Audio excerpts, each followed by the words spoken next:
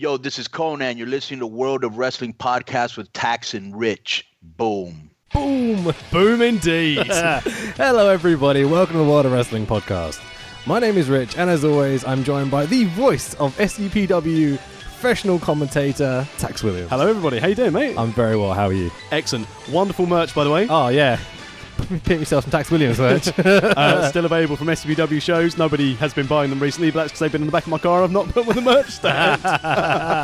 Dude, we could get a little shop set up one day and, you sell them on there and stuff. It'd be fun. Yeah, I don't want to pay the money to have a pro wrestling tees store, and I don't have enough followers to get one for free. Sounds good, mate. I just check all the cameras and stuff are working this week.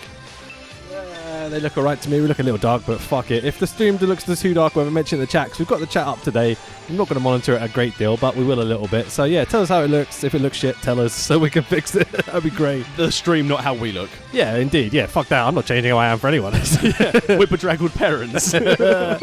Mike's working. Yeah, good. Right, so this week we are doing the WWE's Royal Rumble 2019. And I'll give you a bit of that taster in the entrance music today as well. I love a Royal Rumble. It's usually my favourite pay-per-view of the year. It's one of the two events I now stay up and watch live. Cool, awesome. But didn't anticipate this one now being a 5-hour show plus 2-hour pre-show. It was a lot. I've watched it live once, and then I watched it kind of skipping through bits a second time, like adding to my notes and stuff. And so I feel like I've spent a couple of days watching WWE's Royal Rumble show now. I mean, if you think about it, it's a day at work. Yeah. It's 7 hours. Long shift.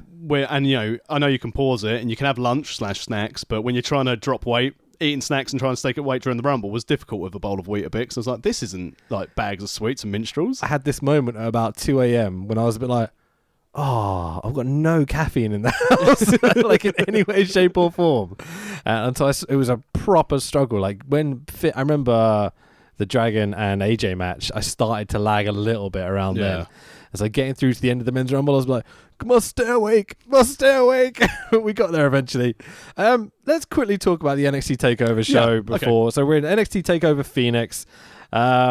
The dude, I don't know if did you watch the whole thing? No, I've only watched 2 matches of TakeOver and highlights of the rest. So Mauro Ranallo, Nigel McGuinness, Percy Watson on commentary. My favourite commentary team in WWE. I think they're absolutely brilliant. Yep. We get kind of a cool Viking entrance for the War Raiders. Don't know if you saw this. Yeah, I've seen the entrance. It's a case of, right, well, we haven't done anything with War Raiders yet. Let's give them a decent entrance to put them over. It got a bit cringy towards the end. Very slapstick, wasn't it? Yeah, it lasted a bit too long. There wasn't quite enough coordination, but it's nice to see them doing something with them at least. Yeah. So War Raiders beat the Undisputed Era of Roderick Strong and Kyle O'Reilly to become new tag champs, I seem to remember. Yes, good. I didn't write that down. There we go. So War Raiders hit their top rope leg drop, back drop combination thing. It's insane. I don't know. Especially for the big boys doing that. Yeah. My favourite match of the night, probably. Yeah, my two were the Gargano and the Ciampa matches. So. Okay, that's fine. That's cool. Wait, that's they are two different. I'm so used to them two wrestling against each other. I was like, they did. So Matt Riddle defeat Cassius Ohno, which was an okay match. Bro versus oh no, bro. I know you're a massive Matt Riddle fan. So Velveteen announced as being part of this World Collide Battle Royal thing, which is something I don't know what that is. It's a Worlds Collide tournament which was held at Access over the Rumble weekend, which was NXT UK versus 205 Live versus NXT. Oh, because as soon as they announced this, I was like, oh, is he not in the Rumble then? Because no, he was basically... It's Velveteen, dude. Triple H said after the NXT thing when he did his Facebook sort of conference call afterwards, like... Yeah. No one seems to care that Adam Cole wasn't on this show. Yeah. It's just they've got 5 matches. They've now got 3 belts to defend. They still want to put over Matt Riddle and another match. Velveteen not being on this card, I assumed that would be him in the Rumble, but apparently not. I think it's just to keep him strong. And also he wrestled all weekend in the Worlds Collide tournament. Oh, okay, cool. Fair enough. Which is going broadcast, or? It's going to be shown on the network. Okay. I would have loved to have seen both Cole and Velveteen maybe make the Rumble. Doesn't necessarily mean they need to be main roster, but I would like to see them get some sort of push on this. But weekend. They still got involved at the end after the main event, setting up halftime heat, minimally. which I still think is a bigger deal than NXT Takeover. What, the halftime heat thing? That they're hedging their bets on that. Yeah, I think that would be good. So it's a halftime at the Super Bowl they're going to put on the show, like they did with Foley and Rock in the empty arena match. Yeah, that was awesome back in the day. I used to love that shit. So we had the North American Championship match of Johnny Gargano beating Ricochet to become the new champ. It's kind of it was a good match. Really, really good match. I'm trying to think what to say about it. Basically, everyone, the chatter online seems to be like, "Oh, this is Johnny Gargano's coming out party." It goes, but this is just classic Johnny Gargano. But at least being a bit of a heel, he's got a bit of character to him.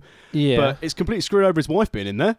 We're this fun-loving, happy couple. Oh, I'm being a dick now. I like the way she came out at the end and was like, oh, no, you're not going to go with Ciampa and all this sort of stuff. Yeah. Like, I quite like that storytelling, but again, it's a weird dynamic. I don't know how they're going to do it, but it's interesting storytelling, I guess. Yeah. The match is okay. There's lots of doing moves for the sake of doing moves, almost. Hello, Ricochet. Yeah, I mean, I'm a big Ricochet fan, but against Gargano especially, it felt like they were just like, how much crap can we squeeze in? Yeah. Which is fair enough, but like, know your place in the card. There's still a couple of matches to go, and we've got a whole night of Royal Rumble, you know? Well, this is what we've said on previous pods about NXT. This is indie wrestling with a bigger audience. Yeah. So everyone's just it's going to be quite spot festy. And with Ricochet, who is getting better at storytelling as well, and he's fantastic in the ring, but Ricochet's never going to be a case of, you know what we're going to do in this match? Armbar.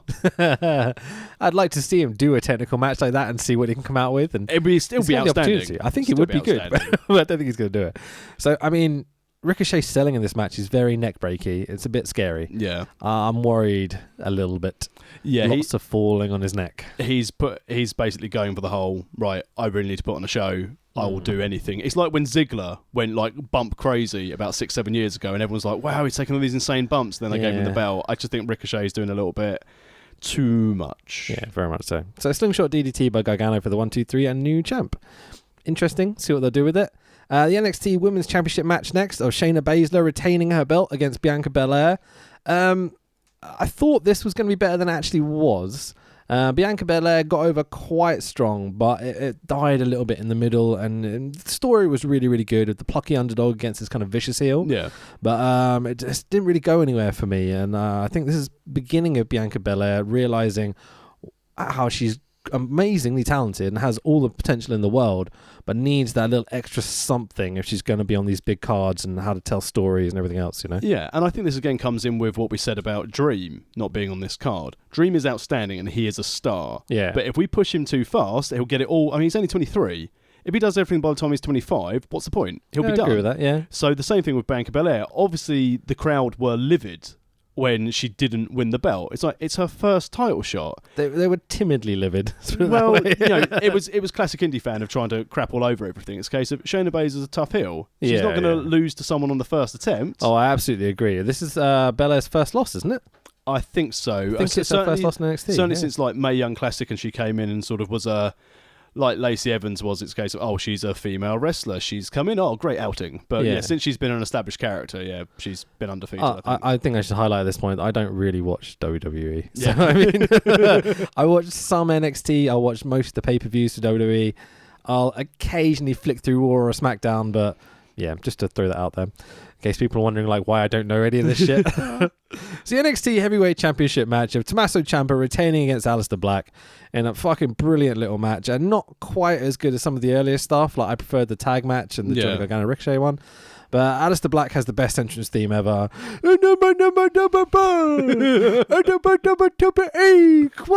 It's just fucking every time this hits, I'm just like, and like turn on my speakers, my headphones blast it and stuff. I like the fact that when he was in the Rumble as well, they're a bit like, quick, we'll try and get him some sort of that entrance. We'll just wait and we'll pan up him. We'll give him a proper entrance during a Rumble. But you can't have his vampire chair. Just set him up. Yeah. It's probably going to be difficult with that tiny little entrance ramp they had for the Rumble. We'll get to that though. But exactly. So Ciampa's glittery gold entrance now with the music is amazing. Like really, really cool to see. He's got like music and an entrance now. The second Angel's Wings gets it done for him. I don't know what he calls it. Is it like the fairy tale ending? Fairy tale ending, called, the move. Okay, so fairy tale ending, the Angel's Wings for the 1, 2, 3, two of them. Winner Ciampa retaining. Slow build, brutal match. Lost the crowd a little bit, but really, really good. I adored it. I really like Ciampa as a heel. I love both these dudes. Even when sort of we saw Ciampa at Progress when he took on Zach at the we're going to need a bigger room again. It's just Psycho Killer's such a good thing, but Psycho Killer, qu'est-ce que c'est? I would say, sorry, as a controversial comment, yes. Similar to Chris Hero, I don't think Gargano and Ciampa will ever make it to the main roster. Maybe. I think Ciampa will. I think he's scary enough. They need some heels at the moment. They've got lots of kind of like faces and a few heels at the moment. But no one's ever like fully fucking evil, you know? I think Ciampa could be that character for them, but we'll see that. So Gargano comes out at the end of the match and stands with Ciampa on the stage, both with their championships. Kind of cool. Obviously, there's a post-event kind of melee, but setting up the halftime show for the halftime heat. Super Bowl thing, halftime heat. And this could be fun, but it was okay. Not a bad NXT show, you know, not the best NXT show ever, but a good solid. This thing, if that had been a WWE pay-per-view, everyone would be like, this is the best pay-per-view ever. But because NXT has knocked it out of the park every time, when NXT have a really good show, they're like, didn't go off of War Games. Didn't go off a Cage. It's like, oh, it's just 5 very good wrestling matches. I said the 2 I've seen start to finish were very good. I said Ricochet was a bit spot-festy. Casono, Matt Riddle, I didn't bother. Okay, that's fair enough. I love Chris Hero. I think he's great, but his time's passed. Unless they put him with Cesaro in the future, that's him in NXT forever. I think so. I think he's going to be that kind of that and like trainer, gatekeeper. I think. You know, it feels like it, doesn't it? Let's talk about this Phoenix crowd a little bit. So, they go on. Say what you want to say. I could feel it coming. They just didn't give a shit. It felt like it. Who pays? Like, think about it. Well, how much money you pay? Yeah. With WWE, how much are you paying? Like a couple of £100 at least for a Rumble? I mean, for a Rumble, you're probably looking like $500. You think it's a lot of money? You take, you and your 2 kids or whatever it may be. Like that's a lot of fucking money to sit in that front section, and you spend 4 hours going, like just chilling in the front. It seems so weird to me. Yeah, it's. They didn't seem to care, and I think it hit the event. And I think this is true of a lot of wrestling cards in general. Yeah. A crowd really does play a part in it, because if they're hot and they explode everywhere, bad choice of words, but I think you got away with it. It really hit. I mean, it hit NXT because they weren't as into it. Yeah. And it certainly hit the Rumble. Yeah, for sure. So, I can't say that. The Royal Rumble pre-show, let's quickly go through it. It's a stupid fucking tag match at the beginning. Hell. For fuck's sake, what is going on with Naka's red jumpsuit? Like, he's basically cosplay Kane. It's so weird. What is Nakamura doing? Like, I tweeted about this, but one of the greatest all-time wrestlers and charismatic, like, gods of pro wrestling, they've got on a pre-show for the Royal Rumble wearing a red and black jumpsuit. It's like, what have they done? I watched last year's Rumble before this one, and I'd completely forgotten that Nakamura won the Rumble. Yeah. I was like, what the fuck? Not good that did him, you know? Oh, Jesus Christ. And like, as you sent me a message earlier, as we've seen, like, Kenta's apparently asked for his release and it's been granted, and now Nakamura's dropped the belt truth, so hopefully... there's lots of rumours. Yeah, which is brilliant, because it keeps things interesting across the promotions we want to watch. It's certainly an interesting time right now. There's lots of kind of talent grabbing going on. Yeah. You know, it's like anyone that's free agent is being signed up and snapped up by either ROH, WWE, New Japan, AEW. They're all fighting for all this talent. Which is so good for the boys. Great time for the boys, you know? Like, everyone's going to make a lot of good money, hopefully, like, to be able to negotiate their contracts. Like, and somewhere Dixie Carter's going, oh, I could be part of this. No, Dixie, no! So Nakamura wins the US strap off Rusev in a bullshit Lana-centric, taking off her shoes, waving them in the air finish. It's fucking weird. But it all became apparent why this happened. Why? Because Lana, obviously later in the Rumble, can't compete. The reason why they did this was set up for the Rumble. Right, okay. So at the time I was watching, I was like, this is bullshit. Yeah.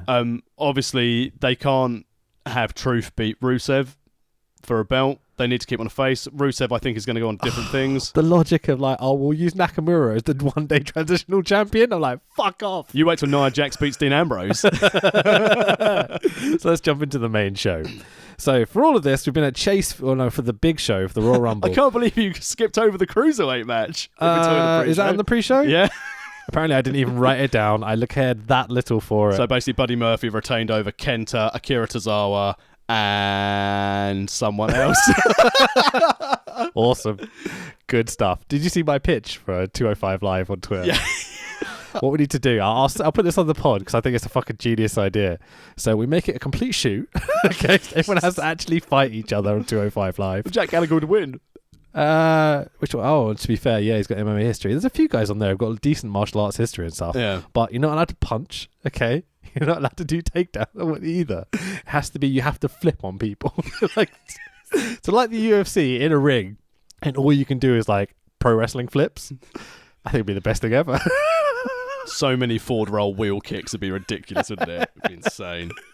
So, who cares? So let's jump onto the main show. So we're in Chase Field, Phoenix, Arizona, 48,198 plus. Well, did you get a final number for this show? I didn't. The 48,000 was what I had written down. Okay. I was more a case of, I think this event highlights why big wrestling shows don't work in baseball stadiums. Maybe. I like the layout and I like the curved entrance ramp. I didn't like the little steps up because I thought Titus O'Neil's definitely stacking that. I saw Americans tweeting like, "Oh, it's kind of cool the guys coming out of the dugout," because they used to see that's where they're coming from. They're used to seeing baseball players coming out of the dugout to play or whatever. So it's like, imagine them walking out the main entrance of Wembley for us. It'd be quite a significant moment. For us, it looked silly doing the whole stepping up and then the tiny little kind of knee-height screens behind them. I was like, what is this? Seems weird, but I think it was a novelty for Americans. Yeah, no. Americans. It was a different presentation. Yeah. And it also gave them enough scope for having the panning camera show their 3D graphics. Yeah, I mean, I thought they made up for the lack of stage with the 3D graphics and such. Like, some of them work really well. Like, the ones that stood out for me, Seth Rollins. Yeah. Because it's got actual fire coming out of the... not actual fire, but like CG fire. So when it pans down, it just looks like there's flames coming out the top of the camera, which is kind of cool.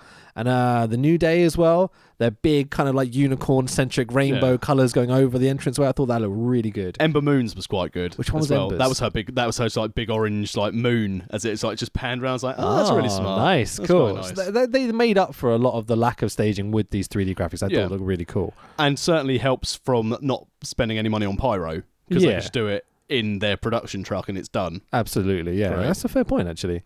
So I don't know about you, but I thought the stadium looked amazing. There's a lack of atmosphere for sure during the show, but the actual just the size of it and the fact it's the weird triangle shape of the stadium and the square ring doesn't make any sense. I liked it. Yeah, but you get people sitting a long fucking way from the ring. I'd be pissed if I was in that far corner. But the thing is that you get that at Mania when they were like AT&T. Yeah. You had people who were like this 100,000 seat stadium sat right at the back, and you're just watching it on a big screen. I know we've said this before about if we were to go to a Mania. I wouldn't pay for like a $50 ticket and fly all the way there to watch it on a big screen. I can watch that in my own home. You pay the good money so you can actually see the in-ring action. You get the credit cards and out. hear John Cena calling spots. Yeah, I mean, if they're going to do it in Wembley or whatever, I'd have whatever tickets going. Yeah. If it's a local show for us. But if we're going to fucking Phoenix or New York or whatever, like... You're already spending a lot of money, so you're in debt. You might as well be in debt properly. I'm going to bankrupt myself getting like decent tickets if we could.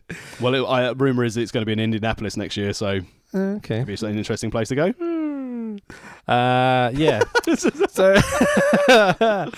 this stadium's fucking humongous, and it's they did quite a good job of dealing with what they had. I guess the best way to put it. And it was nice as well that we crapped a bit over the pre-show, but it was nice that most people had started filtering in before the matches started, so they had the hour of build-up, then they had their 3 matches. Yeah, and people had got to do it. They've learned a lesson from that SummerSlam, I think, when Miz was on the pre-show and performed to about 12 people in the crowd. Oh, that was terrible, wasn't it? Yeah, where they couldn't get people into Sun Life Stadium. Yeah, that was it. Yeah, that was bad. That was really bad. I remember watching it be like, he went to like pop the crowd and there was literally no one in front of him. 2 guys in the front row like, yeah, Miz, go on. Hi, Miz. We're here. Oh, it's fucking hilarious. This is the first time the entranceway has got live fans directly behind the camera.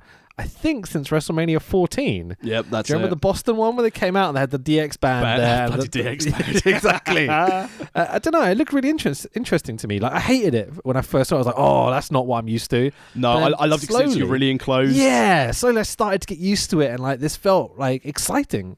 And also from maximising space. Because like most of the time they've got the curtain behind, they've got to cut off a lot of the seats. They're like, right, we want to make this look full. We want to do this. So while the brilliant venue... Wrong fans, I'd say, for this. I mean, I was thinking Can you imagine this in New York? Oh, it'd be so much better. Yeah. Anywhere, but bloody Phoenix, sorry. Hey, Saskatchewan would be a great job as well. Canadians are passionate, though, at least, exactly. Whatever. Saskatchewan is in Canada, isn't it? Yeah, I'm sure it is. I was thinking, surely if there wasn't all the other bullshit going on at the time WrestleMania happens, right?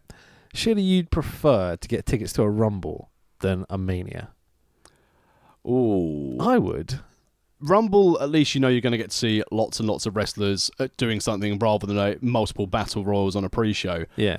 And they tried to make it more Mania-esque, so similar to like SummerSlam, they had all the Access stuff, and obviously they had this Worlds Collide tournament. Apparently they're doing that for like the big 4 pay-per-views now, which I think is quite a good idea. Yeah, it's a nice idea to do, but I think Mania's Mania.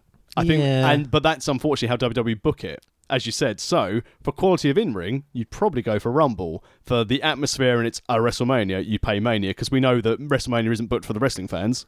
I guess it depends on which city it's in a lot as well. Yeah. I think if you're in Las Vegas or New York or Chicago or something, it'll be a hell of a lot of fun, no matter whatever show it is, you know? Fucking Isle of Wight, meaning we can't go to All In.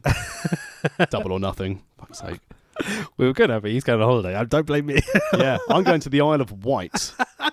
Instead of All In Chicago. Is it Chicago? No, it's Las Vegas, isn't Vegas it? The MGM for Grand, Double or Nothing, yeah. God, we should be there. Anyway, so the first match of this WWE Royal Rumble 2019 is the SmackDown Women's Championship match of Asuka versus Becky. Now, because we've got a big Rumble to go through, let's just go straight to the finish here, okay?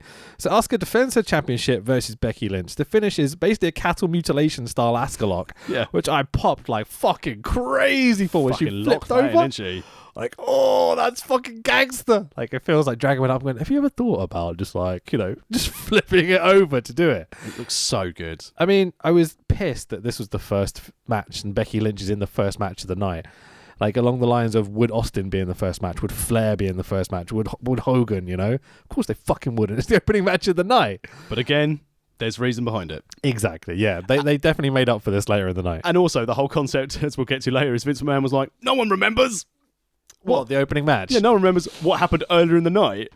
Yeah. Do you think, as good as a finishing move it was for Asuka, do you think that Becky should have lost clean? Do you think there should have been something shoddy? She certainly shouldn't have tapped. Yeah. She should have passed out Austin style. I kind of agree with that, actually. But the way they did it, they built it up so well. And Asuka looked so good and putting so much pain on Becky Lynch that the tap made a lot of sense. It was like it's just come to that point where she just can't take anymore. Yeah. And they've got to the point where they've managed to get, it's taken again another 12 months to go, Asuka's won the female Rumble, great. What are we going to do with her? Job her out to Charlotte, because it's Charlotte, innit? Fuck you, Vince. Charlotte is fucking good, though. She is, but it doesn't mean that she's got to be involved in every main event because it's Ric Flair's daughter. Yeah, if she wriggles her way in to that Ronda Becky Lynch she's in match. it. She's going to be in it. It's infuriating. They should do Asuka Charlotte too. Charlotte Lynch. Yeah. Charlotte Lynch. Charlotte sorry. Asuka. Charlotte, I was thinking Bliss, Charlotte, and Asuka. Yeah, possibly. Because it gets all 3 girls up there. You get a good triple threat match early on in the night, But I think you'll end up with 3 women's matches. I think you'll have both belts. I wonder whether they've got time for it. Of course they do. They haven't got a real main event. They've got to fit in a 5-minute Kid Rock section. Well, because Becky and Ronda will be in the main event, the closing match, so that's technically a man's match. I hope they do. I hope they do. I think we all hope that this is the main event. Well, this is what we said in the prequel, wasn't it? We said it would be triple threat. Yeah. Originally, we said it would be Charlotte versus Rousey. Well, these are my predictions. Charlotte, Rousey, and they'd have Becky, Asuka. The fact that we'd have the women headlining because they've got no one else who can do it. Yeah. Yay. Well, we'll get to it. Brock Seth. Yay. That's the only one that has the chance of being in the main event. Great. And we'll see Brock just be pissed off. I watched the WWE 24 after the Rumble. Yeah. And the first scene of that is Brock basically walks back after beating Roman Reigns at Mania last year and just launches the belt at Vince and walks through. I saw that. Absolutely brilliant. Weird moment. I don't know whether that's that's kayfabe or not. Or I think that's... Okay, Brock, we need you to sign for some extra days. Fucking hell, I just want to leave. No, we can't put Reigns over. Not yet.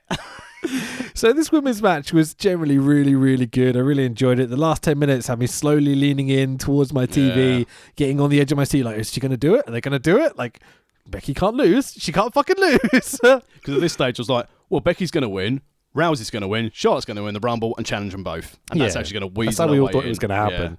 Yeah. At this point, I've written down my thoughts because I was like, I think I know what's going to happen after seeing this finish. But Lynch needed that win to keep her push going, is what I really, really thought at the time. The ending sequences were just incredible. The finish, I didn't want Becky to tap, but it's so cool, so strong looking, just over as fuck. She had to tap rather than she tapped for the sake of the storyline almost. Yeah. It's what it felt like watching it live. I don't know. I think that's fair enough. Becky's protected. She's going to be over regardless. Asuka needed the win to keep her looking strong going into it because then outside of the Charlotte, Rousey, Lynch trio, who else are you going to have looking strong? So at least by doing this, the more I think about it, I'm like, well, you need to keep Asuka strong so that on SmackDown they've got someone to keep at that level and have a top-level women's match at Mania. If all these top-level women are jumping to Raw, which is what it seems to be the case at this point, what show is Bliss on? Bliss is on Raw. It's on Raw as well. So she'll be over on SmackDown. Because Bliss versus Asuka could be quite good. I was thinking that has a lot of potential. Yeah. It could be really, really good. That's what will happen if they go triple threat. Yeah. I thought Bliss, when she came in the Rumble and stuff later, looked a little timid. Well, it's her first in-ring back after a few months out, wasn't it? After the concussion. Yeah. Like, almost like she's very conscious that something's wrong still. Yeah. I guess, again, the payday and Mania season anyway, if you're out for another 3 months, you're done. You're not in a storyline. You're not leading up to Mania. You'll be an afterthought. And then you've got the fallout after Mania where you have lots of call-ups. So I wonder if that was playing on her mind. And also, she's competing against Becky Lynch, who's come out of nowhere. Although we've all known Becky Lynch is excellent. To WWE, it appears she's come out of nowhere. They've got Nia Jax challenging the men and going for the tag belts. Where does Bliss stand, almost? Yeah, exactly. What's she going to do? Because she's not going to win the belts with Mickie James. Because apart from Charlotte and maybe Asuka on NXT and stuff, she's the one they put over strong for years and years and years. She's been pushed really well. And you can tell why. She's fucking gorgeous. She's great on the mic. She's really solid in the ring. She's top 3 on the mic in the whole company. Yeah, and she's a tiny, plucky little underdog character or a fucking great established heel. Like, there's so much you can do with her, man. Careful now. So the SmackDown Tag Team Championship up next of the bar of Sheamus and Cesaro versus Shane McMahon and The Miz. And as you've put it on your Twitter, what's the point in creating such a great heel to fucking team it up? Mum, look at me. I've just won the tag belts and I've just turned our great best heel into a top little babyface. Oh, Dad, I just want your approval. Unless they link this into, well, why hasn't Vince given Shane the approval for winning a tag belt, when he's booked himself to win it? That'd be like me going, I'll tell you what, Mr. Wicked, you know what we should do? We should win the tag belts. What do you mean I'm retired? I just won't bump. In fairness, though, I mean, they bumped, to be fair. The match is actually really good, yeah. I mean, the thing is, Shane is really good in the ring. It's quite... careful now. So Shane's really good in the ring for a man who's had no training, and a man in his late 40s. Okay. Those punches, Jesus Christ! I mean, his punches are I shit. throw better punches than that. I've never been trained. I've got to be really careful what I say, knowing full well that we don't edit this now. But it's like, I know some other people whose punches are shit. Okay, fair enough. They look that good. Shane McMahon looks like a star in comparison. I mean, I hate wrestling so much. This finish pissed me off. But I've got the chat up, but my feed was Shane McMahon locking in a fucking triangle. What am I watching? It's just this weird faux MMA bullshit he's trying to pull out against Sheamus and Cesaro, the people that have gone over everyone for like 3 years straight and look like fucking He-Man compared to this fat old dude. Can they do a shooting star press though? Because Brock Lesnar can't. For fuck's sake. So Miz misses his cue and takes forever to get in the ring when in this finish. He shoves Cesaro in front of Sheamus' big boot, saving Shane McMahon. Skull-crushing finale to Sheamus. Awful finisher. Yeah, it's not great. Shane O'Mac does the shooting star press to Cesaro, as you said, for the 1, 2, 3. And new SmackDown Tag Team Champions, the face Miz and face Shane McMahon. Fuck off. Just absolutely go fuck yourselves. The only thing I can see here is that they're basically going, right, Dragon's going to be doing something different at Mania, unless they're going to go with, as we said again in the prequel episode, face Bryan versus heel Miz, and they're just going to try and do the most bizarre switcheroo of face Miz, who loves Hollywood and loves all the money, against eco-friendly Dragon, who, by the way, I don't know if you've seen some of the shots from SmackDown.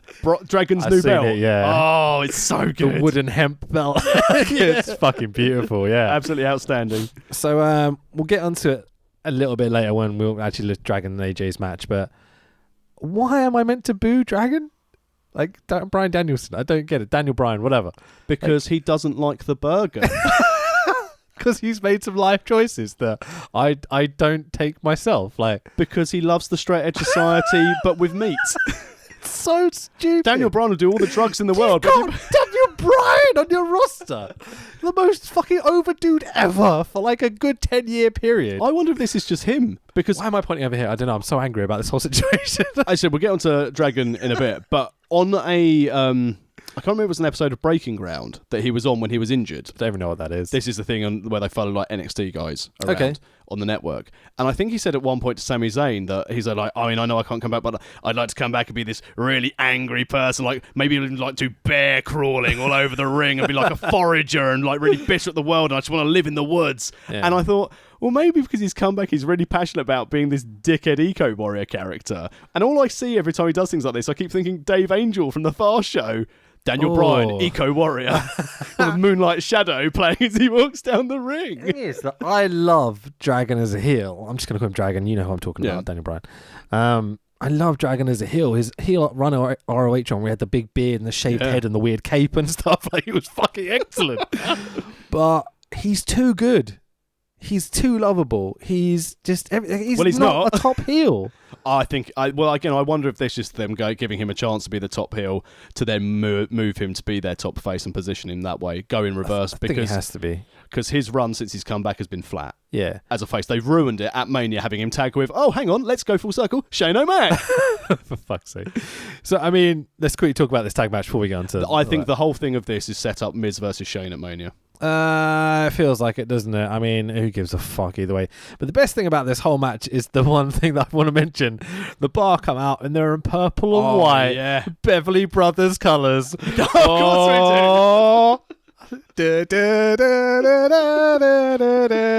I won't do the whole thing. But yeah, the fact that they came out in Beverly Brothers colours, I was like, you're the best tag team ever. As soon as they did that, I was like, I think I know what Rich is going to be thinking. Beverly's. Oh, mate, it was so good. If they'd have fucking started doing the whole fucking finishing stuff, like, I would have been so into it. I'm so happy because I just clips, because obviously we've got the chat on here on my phone. It's just it's just a picture of the Beverly Brothers just emanating back up through the screen out of the corner of my eye. So, I mean, what am I trying to say? Fuck it, we get the idea. Yeah, so Shane and blah, blah, blah, blah, blah, blah, blah. The Raw Women's Championship match up next. So Ronda Rousey, our current champion, versus... look like a boss, not really a boss anymore, but she's kind of like a boss. Sasha Banks. She's had redundancies. She's now assistant. Like a boss. She's now assistant to the boss. Walk to the ring like a boss. Job out like a boss. Where's Snoop Dogg this year? Not in the Hall of Fame. You ain't winning. It's so harsh, man. She has such a good push coming in. And she'd be like, wee. I wonder again though with Sasha, and again she's outstanding in the ring. But she came in with all this fanfare. She came in with Bayley with all this fanfare. And in true style, WWE doesn't know what they're doing. It's the difference between being booked well and not being booked well, isn't it? Yeah, Alexa Bliss versus Sasha Banks. Had Sasha Banks had Alexa Bliss's push, she'd be Rousey, Becky Lynch level. Yeah, maybe. Yeah, definitely. But she's also a bit hurty, and she's also a bit dangerous. It's a fair point. Yeah, absolutely. So the finish in this match is Rousey hits Piper's Pit, which she's now calling a swinging... Samoa drop thing. DVD Samoan drop, weird combination. For the 1, 2, 3, a bit of a kind of out-of-nowhere finish, especially it's a pinfall, not a tap-out with Rousey, which I thought was surprising. I think, again, they're just trying to diversify their character because they both do arm bars, Rousey and Lynch. Oh, okay, yeah, because you've got the disarmer against that. Yeah. That could be quite a nice little story going to Mania about who can... I think that should be the only story going in it. Who's Becky got is the the man. And, I'm the man. Becky Lynch's Twitter game is already there. She's fucking great. Did you see what she posted earlier about Ronda Rousey? I see funny stuff from her all the time. What did she post? This one was about like... I'm not a killer, Rousey. I'm actually a savior, and I came out and pretty much saved that segment you were in. Oh yeah, I saw that. It's fucking brilliant, man. So I mean, Rousey's entrance is so cool. I don't give a damn about my bad reputation. The best thing they ever did was paying for that music. Yeah, it really enhances her character every time. What else could have she had? It became so synonymous with her during her UFC run. Absolutely, man. I thought Sasha's gear was fucking amazing. Yeah, she has some great outfits. Fiery, sparkly, kind of like white on gold red thing going. Like, fuck, she looked like a superstar coming out for this match. Like, and that's the thing with Banks. She always looks like wrestler. She looks something special. She'll always go for the bright colours, but they won't look garish. It won't be like, oh, who's that flamboyant thing? It's not like when Candice LeRae came out wearing what I thought was like night pyjamas. Okay. Even though that was a tip to Nixon Newell. Yeah, I was about to say, I thought you might realise that. Cool, well played. But yeah, she always looks like a star. She presents herself like a star. Yeah. But she's going up against Ronda Rousey, who up until Mania will be their cash cow till she leaves and has a family, allegedly. If she does, yeah, who knows, man. Rousey comes out wearing Golden Knight colours. Like, I don't know if you know the ice hockey team, the Las Vegas Golden Knights, but the white, black and gold, kind of a weird combination for her. It's like, you had colours established. Well, yeah, that too, actually.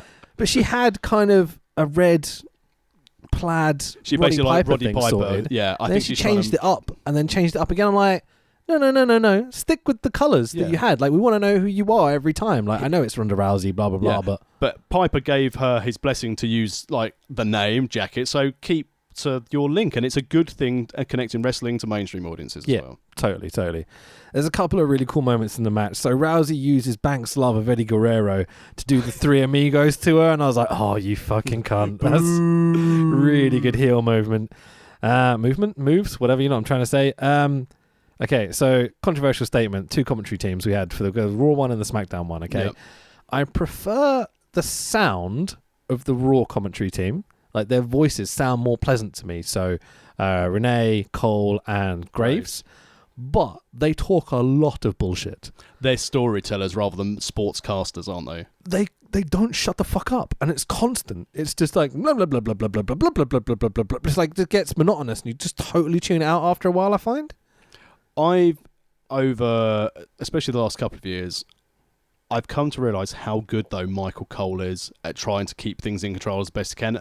I think because Graves is trying to be the Bobby Heenan, the heel commentator, so he feels that he has to put something witty in every like third or fourth sentence, and Renee's still finding her feet. But Michael Cole, people don't give him the props. Until Michael Cole's gone, it's going to be like the whole JR thing for our generation. Everyone's like, I miss JR.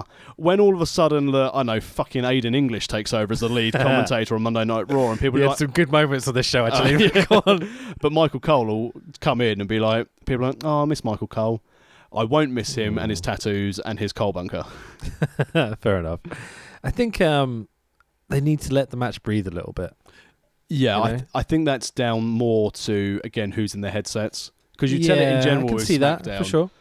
They've given more time to think on SmackDown, whereas Raw, I think it's just Vince McMahon spewing words at them for 3 hours, and they feel so they need to get everything he says in. Whereas on SmackDown, I don't think he's there as much. I find it so much easier to listen to the SmackDown commentary team. Yeah. I just prefer the sound of what they're saying. They give it more pauses. They let you appreciate what's happening more. They call more of the in-ring action, I find, as well. Yeah, I agree. I don't know. I'd much prefer the SmackDown team. Like, comparing them here, like, it became like watching the matches earlier in the night with the SmackDown team. You're just like, yep, this is great. I'm really enjoying the matches. There's things I don't like, whatever, blah, blah, blah. Then the Raw lot come on. I'm like, oh, this is starting to get annoying. Like, it wasn't just like I started to really realize they were there, which I think is a terrible thing. Yeah, if it gets annoying, and this is what we said when we looked at AAW a while ago. Yeah, the in-ring was really good, but the commentary just took away from everything. And I agree with you. Some of the things throughout this show, the Raw commentary team, you're like, as good as you are, and you're trying to get the story over, let people work it out themselves a little bit. Yeah, especially when it comes to like the Rumble, when you've got JBL and Lawler also in there as well. Like, that became really messy at times, but whatever. So in this match, there's a few hesitation, kind of like we're working out spots, talking to each other moments. Lots of you talk too much. Crowd eating up the full submission finishes, which I thought was really cool towards the end. Ronda slaps on an armbar on the outside. Banks taps on the outside, but she doesn't know the rules. She's a rookie. So nice moment, I guess. Shaking hands, bullshit, but Sasha isn't really having it at the end of the match. Throwing up the 4 for the horsewomen. I wondered if we're going to get something at Chamber. I wondered whether this is going to lead into Mania, and we're going to have, Ronda against Becky, and Becky's going to have her 3 girls in her corner, and Ronda's going to have her 3 girls in her corner, and lead to a bunch of bullshit because they're worried they can't just tell a match. Oh, that'd be awful if they did that as well. I feel like this is where this is going. No, this is going to be post-Mania. This is going to be post-Mania. This is the slow build because the 2 other... I mean, Shayna Baszler can make her way onto the main roster straight away and fit in perfectly. The other 2 cannot. Yeah. That's not being disrespectful to them. They are not of the level of the main roster yet. When they came at the end of that women's match, the NXT show, and started talking like, hello, yes, we're here. The best thing they've done since they've been there was Jessamine Duke's kick during the NXT match when she jumped the barrier. They have just ability, kicking her legs up there, yeah. Undoubtedly, but they have ability. Their in-ring storytelling is not to the stage where they can have this 4 horsewomen. If they want to build this and Ronda's around till Survivor Series, brilliant. Do it at Survivor Series and have that main event. That'd be great fun. Because then you've got through the Becky Ronda bits, you've got through Becky Charlotte running things wherever they go, and then you get to elevate Bayley and Banks to being a mainstream feud. Yeah, they've been teasing this 4 horsewomen against 4 horsewomen thing for a long time now. Yeah, I think years. I think the problem is that 2 of the 4 horsewomen are excellent, and the other 2 are not at their level yet. So Rousey's lot. Yeah. Okay, cool. Just checking. Yeah, like, Charlotte and Becky Lynch are useless. But I was thinking the other 2, but that's okay. But Shafir's fantastic. I mean, she should main event Mania. Baszler and Rousey could probably carry the match to their side if they had to, eliminate the other 2 pretty quick, and then it's like, oh shit, it's 2-on-4, and then Baszler and Rousey do all their MMA shit. And well, it's like when the Harts had their Survivor Series match with like Bruce Hart and Stephen Hart and Ed Hart. Indeed. So the camera shows Paul Heyman going into Brock Lesnar's dressing room backstage, looking like a sneaky, as he's doing it. Like, he's fucking great acting. Beth Phoenix out to commentate for the Women's Royal Rumble match. I thought she did an okay job. She's getting really good. Really settling nicely, I think. Didn't contribute a great deal. Nothing I really memorized or anything. Like, no standout moments, but that's fine. Yeah. I'd rather have no standout moments than god-awful moments. Yeah, then shut the fuck up, Corey Graves. That's what it is. I like the dude, but I like the fact that him and Graves was picked on a lot by Renee Young and Beth Phoenix. I mean, she was like, "Do you ever speak to Mandy Rose?" You always I just admire from afar. I'm gonna be honest. I love this gimmick of every time Mandy Rose comes out, he's like, "It's Mandy Rose." I just can't stop talking about it. I think it's hilarious. I think a lot of people hate it, but like, Vince seems to have gone, we need to start doing more. More of everything. If you like Mandy Rose and you think she's beautiful, say it 1,000,000 times. Don't stop. Basically, Graves doesn't find her attractive, but Vince in the background going, "Oh, she's blonde. She's got boobies. She must be attractive." This is my type of wrestler. I've been wondering where Alundra Blaze has been all these years. It's like, that's Mandy Rose. Alundra Blaze. Medusa. It's Mandy Rose, Vince. Medusa. Okay, how we do for time? So we've got 1:45. So we've done 45 minutes. I think we can pretty much flick through this Rumble match with the entrances and stuff. Okay. I disagree. Well, go with me. Okay, so number 1's Lacey Evans. What the fuck is that hat? I don't know. I don't get it.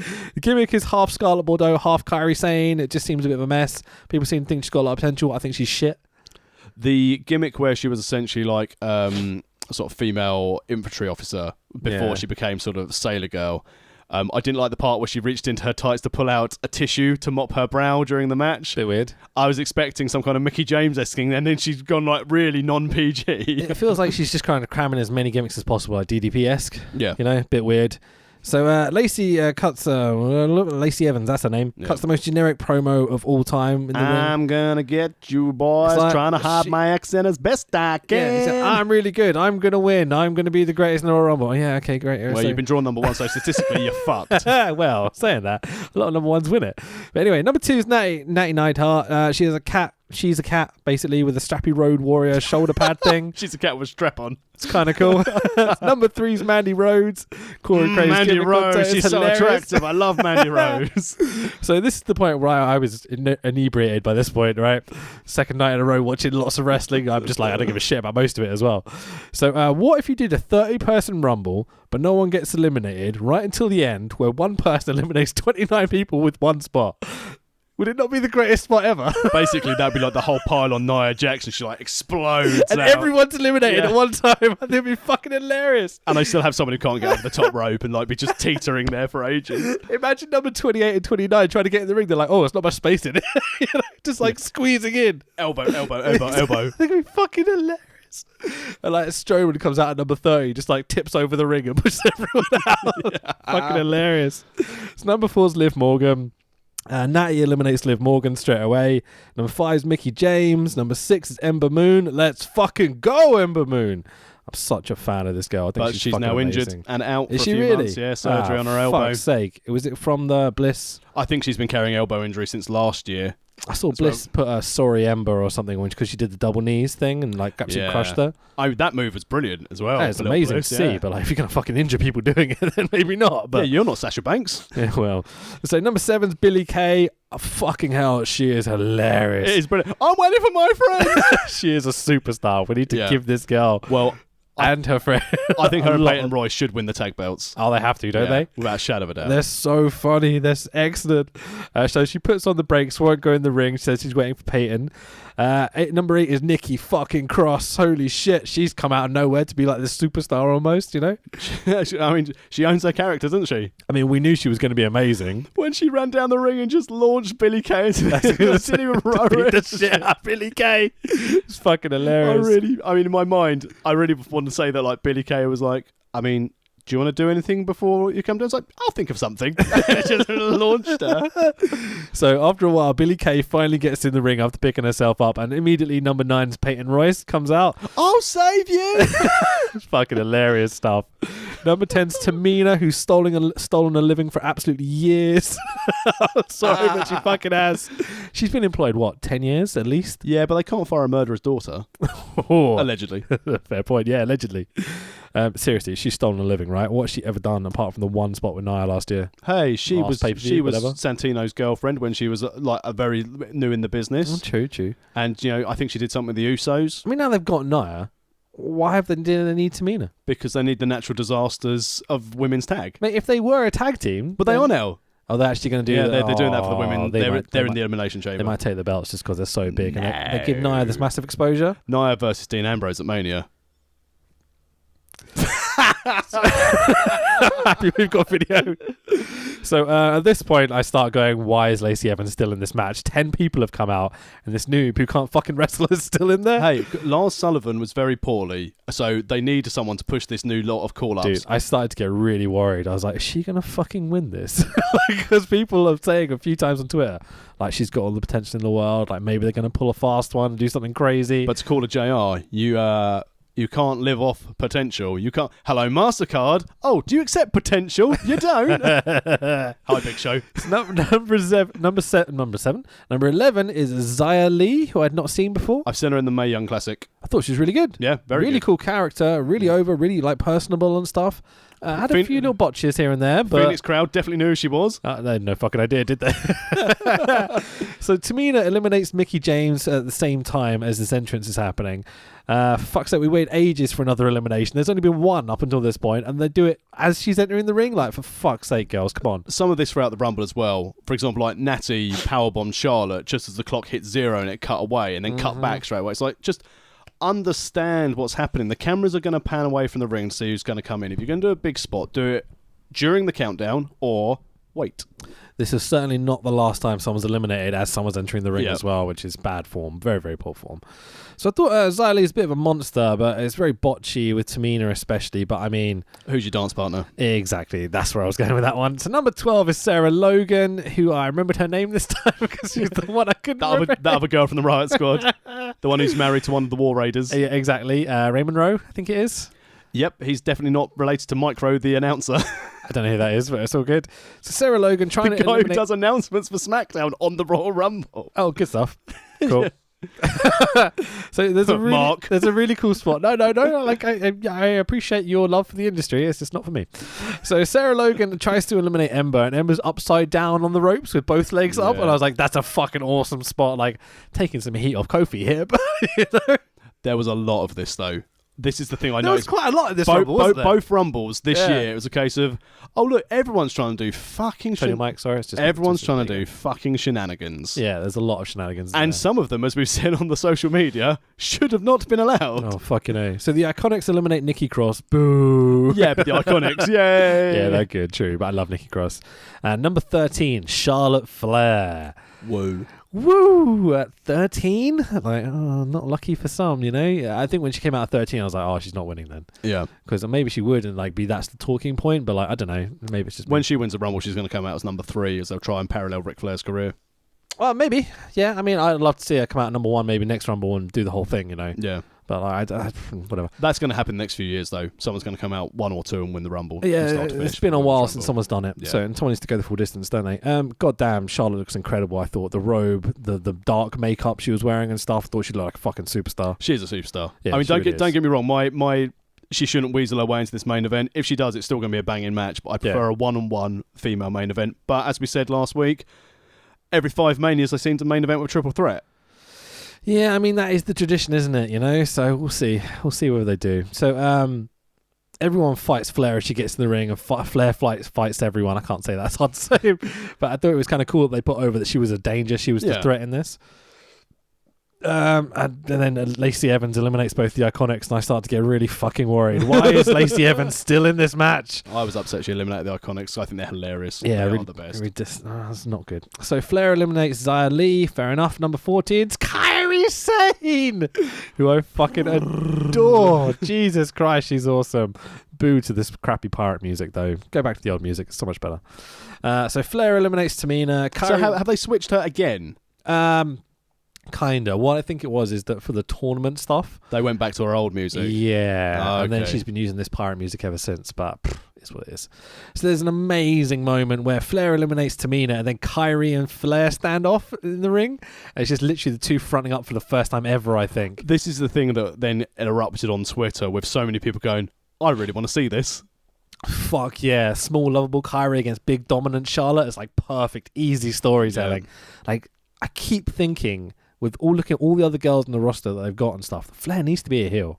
Yeah, she has to be. Yeah, I really think Flair should be the heel here. And Flair I as a don't think face Vince has wants to not be. worked. No. Flair, when she's been heel and been like, I'm the queen, when she had like the undefeated pay-per-view run as well, And when she can control the matches and she's Yeah. calling everything, like because she makes everyone look better. yeah, she gets it. You know, she knows what to do. Hands and when. down, she is the best women's wrestler they have.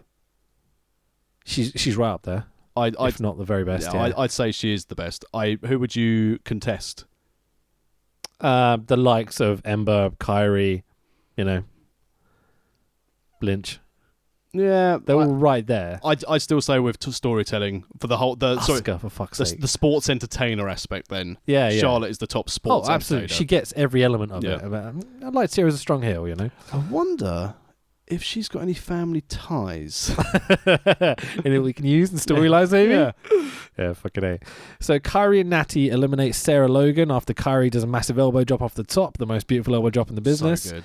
Number 15 is Maria Kanellis. What the fuck is she doing in the ring? Like, Hey. I like Maria Kanellis, but the actual action she's doing in the ring, the spots and stuff, are confusing. They're weird. I mean, Lacey Evans and Maria and Flair all doing these strange kind of standoff spots, and like, unlucky Mike Bennett. I mean, Because of all the people in that men's rumble, and your wife gets booked, you could see who the food chain is for the Kanellis family. they've definitely got more men to book than women. Yeah, but also Mike Bennett's been on 205 Live, done very little. Is he on 205 Live Yeah. now? Okay. I think it's Mike Bennett. How does he make 205? He's quite big, isn't he? He's cut down. Okay. I mean, through what they say, whether or not this is true, and this is also the locker room and dirt sheets, etc., the 205 weight limit is shoot. So if you're not 205 of the weight limit, you can't go there. Same things like when Cedric cut all his weight to be part of it. Okay, fair enough. I mean, I've never seen the scales. yeah, exactly. I mean, they should do a live weigh-in. Sorry, buddy, you Gives got to a fuck, drop, mate. Buddy Murphy, you got to drop that belt. You're not 205. So there's this weird moment where Flair and Lacey are working together a lot, and it's like, I just don't like where this is going. Like, why is Lacey Evans still in this match, dude? It's number 16's Naomi. Naomi eliminates Mandy Rose immediately. Mandy Rose tries to eliminate Naomi, but Naomi goes full Kofi Kingston on her and does a kind of like crazy spot. So Naomi jumps up the steps, huge pop. Mandy Rose then takes out her leg and eliminates her anyway. And you're like, you cunt, that's fucking funny. A really, really cool moment. But fuck all that shit. Flair just eliminated Lacey Evans. Phew. I think you find that's woo. Indeed, yes. Number 17, holy shit, is Candice LeRae. I was so happy to see her in the ring. Yeah, I mean, again, she's not really done much in NXT recently, so it's No. nice that they're starting to utilise her and be a bit more of her own character rather than Johnny's wife. Did you watch much PWG back in the day? No. Okay, I was a big PWG fan. But Sure, she was her regular on. stuff was fantastic, they say. Obviously, her in-ring stuff is excellent. Her doing like hardcore matches and stuff. Yeah. This little tiny girl, like, she used to fucking kill it. And Because she tagged a lot with Joey Ryan, didn't she? yeah, world's cutest tag team. Yeah. Really, really good. And the Young Bucks super kicked her in the face with thumbtacks on their boots. And she took that like stiff as fuck. It was just like, oh, I love her. She is right up there. I think you could push her to main roster, but I think it might be quite nice to keep her on NXT, putting over younger talent and stuff. Like, she's very capable of doing that. I think they're definitely... If one of those go up, the other one will go up. But as I don't think Organa will ever go up, I don't think she'll ever go up. Yeah, WWE... They've got a lot better recently allowing couples to stay together because they went through a phase in the early 2000s where, especially when they got the brand splits, they were like, split. Yeah, they used to fuck over a lot of people. You know? Yeah, and that's the reason why Matt Hardy and Lita end up splitting up. Oh, we'll put you on different brands. Oh, hi, Edge. Oh, well. So we're down to 6 women at this point. We've got Natty been in there since the start as well. So, yeah, getting a long run, Natty Neidhart, this one. So number 18 is Alicia Fox. What a dance. It's the weirdest thing when Maria and Alicia Fox are in the ring and they're doing this. Friends. And then they start dancing and all sorts of shit, and commentators point out that her hat is fine. I'm like, well, okay, yeah, fine, cool, awesome. So someone eliminates Maria Kanellis because we don't know what's happening. Because number 19 is Casey Katsuruso. American Ninja Warrior winner. Yeah. Casey someone? Yep. Cool, awesome. I don't know who this is. Do you? She's a trainee at the PC. I think she's been on a few episodes of NXT, but she is there because she was the first female to either win or get the furthest in American Ninja Warrior. And they put her in the Rumble already? Well, because you can do the I've done funky spots because I'm good at jumping and climbing things. Okay.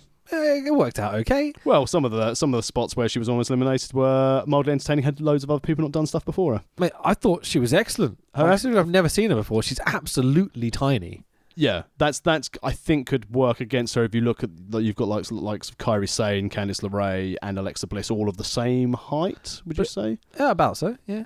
So you wouldn't want too many on your roster. To give this you girl surely is much smaller than all of them. I don't know the heights. She looked it to me like in the ring. She looked very small. I don't know, I just think you could put her in matches with Kairi, and then Kairi can work like a strong style, for example. Yeah. Like it could be really interesting while this young girl flips around her, you know? She can certainly flip. See someone? Yeah, fucking A. So number 20 is Zelina Vega in pure Vega Street Fighter cosplay, which I thought was kind of cool. Number 21 is Ruby Riott, flanked by Liv Morgan and Sarah Logan, who've been eliminated already in this match. You're not allowed to come back out in the Royal Rumble. Do you know the rules? The Riot Squad start dragging people out of the ring to beat them up. Kind of underneath the ring ropes. Yeah, nice though. Yeah, it's an alright moment, I guess. Zelina Vega's hiding under the ring at this point. So, reoccurring theme. She did this last year as well. Yeah. I remember she went to the outside. It was like the last minute she came in. I thought it was quite a nice little touch. It doesn't go how I wanted it to, but... What, did you want to go under there too? Oh, well. So, Ruby Riott eliminates Alicia Fox. Ruby Riott eliminates Candice LeRae. Boo. Number 22 is Dana Brooke. What has she ever done? She's flip-flopped more than any other wrestler on this roster, I swear. Yeah, she's the big show of women's wrestling, isn't she? Yeah. So Ruby Riott eliminates Kairi Sane, snapping her neck on the way down. God damn it, be careful with each other, please. Riot Squad beat up Kairi on the outside, and god damn it, Io Shirai's here to save the day, though. It's all fine. But you had enough time to not worry about it, mate, to go, here's my mask. But she took ages. She was sitting there going, oh, my mate's been beaten up, but just give me a second. I've got to do my little pose thing. What is it, like this? Something? She does? I don't know. It might as well just be like some going. I mean, she's amazing, but the moonsault's not going to go over on the main roster. No, not at all. They need something else. You know, moonsaults have been done by giant dudes. Like, if Van Vader can do it in the 90s, your little moonsaults... Shane O'Mac can do a shooting star press. Yeah, this isn't going to go over. I have a horrible feeling that Vince McMahon, racist Vince McMahon, will be like, two Japanese girls, they're a tag team. Well, they've already done it pretty much, haven't And they? we'll dress them up as schoolgirls. Yeah, that's what we'll do. Jesus Christ. But that's what's going to If they happen. come out in geisha gear next year, I'm going to be so fucking pissed off. So, number 24 is Rhea Ripley. Really nice to see her in the show. Thought she's been brilliant since she had her NXT UK run. Really impressed. The little bits I've seen, at least. Dana Brooke eliminates Casey. Wait, her feet never actually hit the ground. This is bullshit because they fucking did, I swear. Sorry, my throat just completely went. And yeah, this Casey girl does cool shit to get back in the ring. Don't know how she does it. Just hanging over the ring post, this one, wasn't it? Yeah, and she kind of like climbed herself back up almost. Yeah. It was really impressive stuff. Double deja vu by this Casey girl to Rhea. I thought was awesome as well. You know, the head scissors to the round the back, head scissors around the back. Really, really cool shit. Number 25 is Sonya Deville. Rhea eliminates Dana. Zelina Vega pops her head out of the underneath the ring, and so does Hornswoggle. Now, did you think this was actually Hornswoggle or someone that looked like Hornswoggle? No, I mean, it wasn't the guy who we saw on the first ever TNA show. What was his name? Like, Puppet. Oh, Puppet the Psycho Dwarf. Yeah. Yeah. No, this was definitely Hornswoggle. Was it actually him? Yeah. It's been a while since I've seen him, so I wasn't sure. His face changed a bit, it was obviously. him. Okay, I think that's good called stuff. age. I mean, Little people can age too, mate. no. I'm talking about the spot. I love the whole Zelina Vega hiding under the ring. I think that's funny, and like, you know, she's a little plucky underdog or whatever. But Hornswoggle? Really? It's, you know, he hides on the ring, like, as I said in commentary. I mean, he was a general manager for years living under there. Did he? Do you not remember remember they did the anonymous general manager thing and it turned out to be Hornswoggle Is that from under the ring? Dude, it didn't turn out to be Hornswoggle, did it? Yeah. Did it? Yeah. Okay, I don't remember that. So Rhea Ripley eliminates Who Vega. says the product's crap? Number 26 is Alexa Bliss coming out. When she comes out at number 26, I'm like, she's got a chance here. Yeah, but still, I thought at this stage, there's going to be something. There's going to be some tomfoolery. I was going with historical booking. And whenever like anything's going to happen and Alexa Bliss is in it, she wins it usually. Yeah, so true. she was my pick to win this Rumble. But again, now she's had a concussion, so Vince McMahon's not going to push her because she can't be trusted. Maybe so, man. I don't know how they see it. That seems a silly way to book stuff, you know. I mean, Ziggler got the belt, got a concussion, dropped it. Ken Kennedy got injured, dropped Money in the Bank. Turns out it wasn't as bad, but never did anything afterwards. I mean, that's due partly Ken Kennedy and his drugs, allegedly. Yeah, allegedly. I don't know anything about that. But yeah, Fair enough. you get injured, you aren't trusted to do the workload. Okay. So Bliss eliminates Sonya Deville. Number 27 is Bayley. Bayley eliminates Ruby Riott and Rhea Ripley almost immediately. Number 28 is Lana is the best. Lana number 1. Hey, heavily selling the ankle injury from earlier in the night. Well done. The setup has come full circle. Indeed. Medical staff come out and stop Lana from entering the match and take it to the back. And cameras do a good job of showing this. Well, they haven't taken to the back yet, have they? Well, I didn't. Yeah, they did. No, they didn't take her to the back. They didn't take her to the back at all. Oh, they didn't. I take that back. So number 29 is Nia Jax. So she's a dick now? Yeah, she's always a dick. She's the face breaker. She was a face for not long ago. Yeah, then she punched Becky Lynch in the face and gave Becky Lynch a main event spot at Mania by not having them have this match. Flip-flopped her like 3 times in the last year. Yeah, but that's unsurprising. It's Vince McMahon booking. Yeah, I guess She's so. beautiful, but she's big. So she attacks Lana on the way to the ring. Thank you very much. Now has been in this match at this point for 55 minutes, a new women's record in a Royal Rumble. That's a reward for. We were going to turn you heel and you were going to have a run against Ronda, but then your dad sadly passed away and we can't turn you heel. So yeah, for sure. You're not going to have a title match again at Mania, so have a long run in the Rumble. I mean, she's earned it. She's been such a stalwart of this WWE division. And one of the people I would trust to be in there for the whole thing to make sure everything with the new girls looks after quite well. Fair point. She's probably in there going like, no, fucking get out. Chucking bitches out of there. Yeah. Why is Lacey still in here? Wait, Charlotte, get rid of that one. So Nia eliminates Io Shirai. Nia eliminates Natty. Boo. It's funny that she gets eliminated just after they announced on commentary that she's broken the record for how long. Yep. The ref came over and went, it's been 55 minutes. You can get out now. Go have a rest. or Natty's done this going, I really want to go to catering. Have you seen the chicken in catering? Zack Ryder's there as well. So number 30 comes out. And we all expect it to be Becky Lynch, but it's Carmella. No Becky Lynch in the Royal Rumble. What were you feeling at this point? At this stage, I was a bit like, well, she's had her match. She'll do something. Or she'll come out at some point to cost someone. I didn't expect... I wasn't. I was getting flashbacks to Daniel Bryan not being being in fairness, the match. as I said on my Twitter feed, I thought she'd enter the men's Rumble. I thought she'd come in last, or something shitty like 27 and 28 had been eliminated... 28 and 29 been eliminated. There's no one left in the ring. So like, oh my God, R-Truth's going to win the Royal Rumble and Becky Lynch will come down and attack him and just take the win. Could be cool. If you kept Becky Lynch strong for the whole year with the women's strap, beating Rousey at WrestleMania, etc., etc., if you kept her for a champ as a whole year, like dominating everyone, I could see her winning the men's Rumble next year. Yeah. Especially doing the man gimmick and everything. Yeah. She starts to have few little feuds here and there with the likes of, top-ish male wrestlers. Could get very interesting. Yeah. I'm mindful of time because we've now spent almost half an hour talking about the Women's Royal Rumble. Have we? Yes. Oh, interesting. So, basically, the 6 women that are left in the ring is Ember Moon, Nia Jax, Carmella, Bayley, Charlotte Flair, and Alexa Bliss. But yes, here comes Becky fucking Lynch. I can't speak today. Talking shit to Fit Finlay, trying to convince him to put her in the match. Of course I sent out the Irish agent. Northern Irish, yeah, it's all the same. Becky fucking Lynch. Post-Brexit, maybe not. Well, maybe. Becky Lynch joins the match. I'm so fucking happy at this point. I was like, yes, finally, Becky Lynch is in there. As she went down to the ring, I thought the first thing they can do is have Charlotte throw her out straight away. Oh, can you imagine? That'd be brutal. So they kept teasing Lynch being eliminated over and over again throughout this finish. Bliss eliminates Ember. Bayley and Charlotte eliminate Bliss. There goes my pick. Flair eliminates Carmella. Bayley eliminated off the shoulders of Nia. I think Flair kicked her out. Wasn't sure. It was a bit of a mess. Down to Flair, Lynch, and Jax. Flair tries to put Jax out, but can't hold her. A bit scary. Looked like she hurt her back a little bit on that one. A bit weird. Goes for it again. Blah, blah, blah, blah, blah. Lynch eliminates Jax from the outside of the ring. And we're down to Lynch versus Flair. As As it should be. Fucking A. I was so happy these are the two they ended up coming down to, because we all thought like there was two people that were probably going to win it. Yeah. It was one of these two. So, nope. Jax shoves Lynch off the steps and Lynch sells a knee like a beast. Like, you fucking prick, Nia Jax, get out of the way. So Flair in the ring, maniacally laughing at Lynch's injury. Really, really clever little spot. And Lynch starts like being asked by the referee, sure you can do this? And she's like, I can go, fight me. I can go, fight me back, fight me, fucking Flair, you know? Like she's going after it. Really, really strong. Flair attacks the knee, doing everything she can to get her over, blah, blah, blah, blah, blah.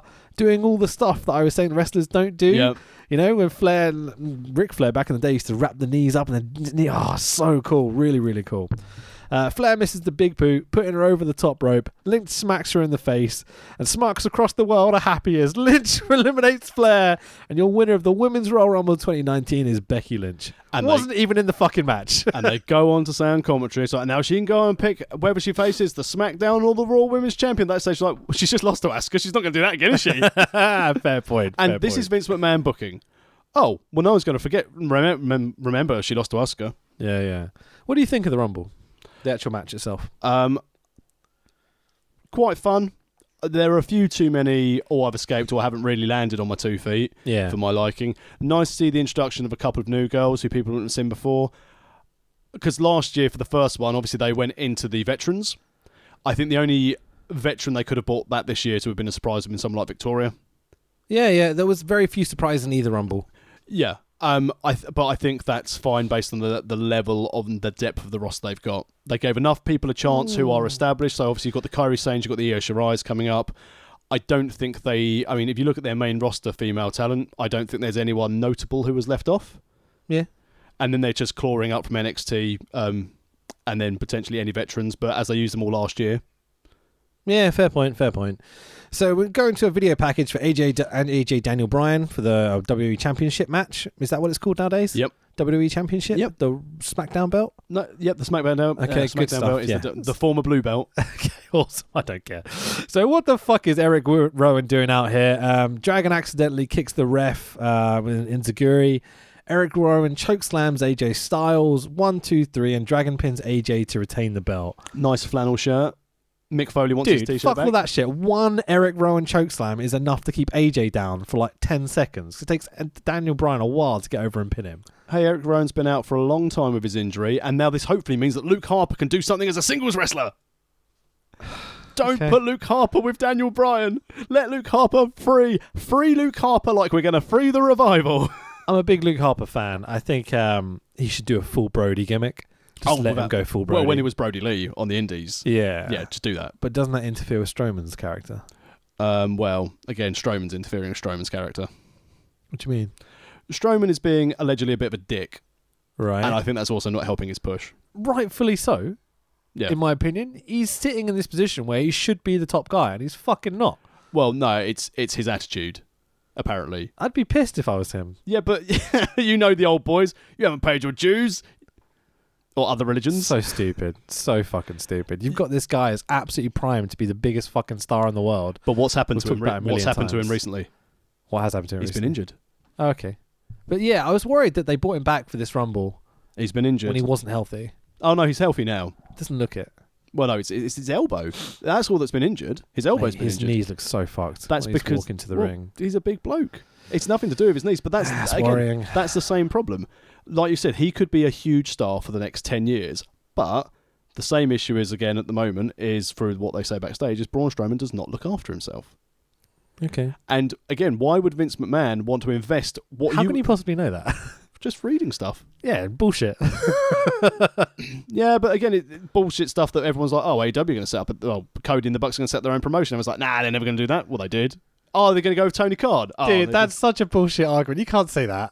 You can't say because one thing that they reported was right, everything else therefore is correct. No, I'm not saying everything else is correct, but the fact is... I'm not saying you're wrong either. No. I'm just saying that it's like... Well, as definitive. Go figure.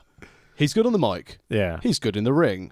But he's been injured, and he looks like he can't bloody walk. Why would they invest their time and money in him? He's not looking after himself because he's... Strowman. Yeah, because it's going to be, unfortunately, the same thing that they found with a lot of their other stars that they've pushed and they've fucked up the push. A Strowman won't, and I'm in full agreement with you that they should push this guy to the moon because he could be monster heel, monster face. Fantastic. Yeah. But He's not even in this match we're talking about. But like, yeah. you brought up Strowman. No, I know. It's They've dropped the ball with him. I understand why he's pissed off, but same venture of if he was as good as we think he is. I don't know. It's going to sound stupid. I don't think when you see like the list of people who sell merch, he doesn't sell much merch. I mean, granted, who would want to have a T-shirt that says "Get these hands"? exactly. But what good merch have they given for him? What good merch have they made for him? I don't think it's a case of good merch because Cena still shifts merch because he's John Cena.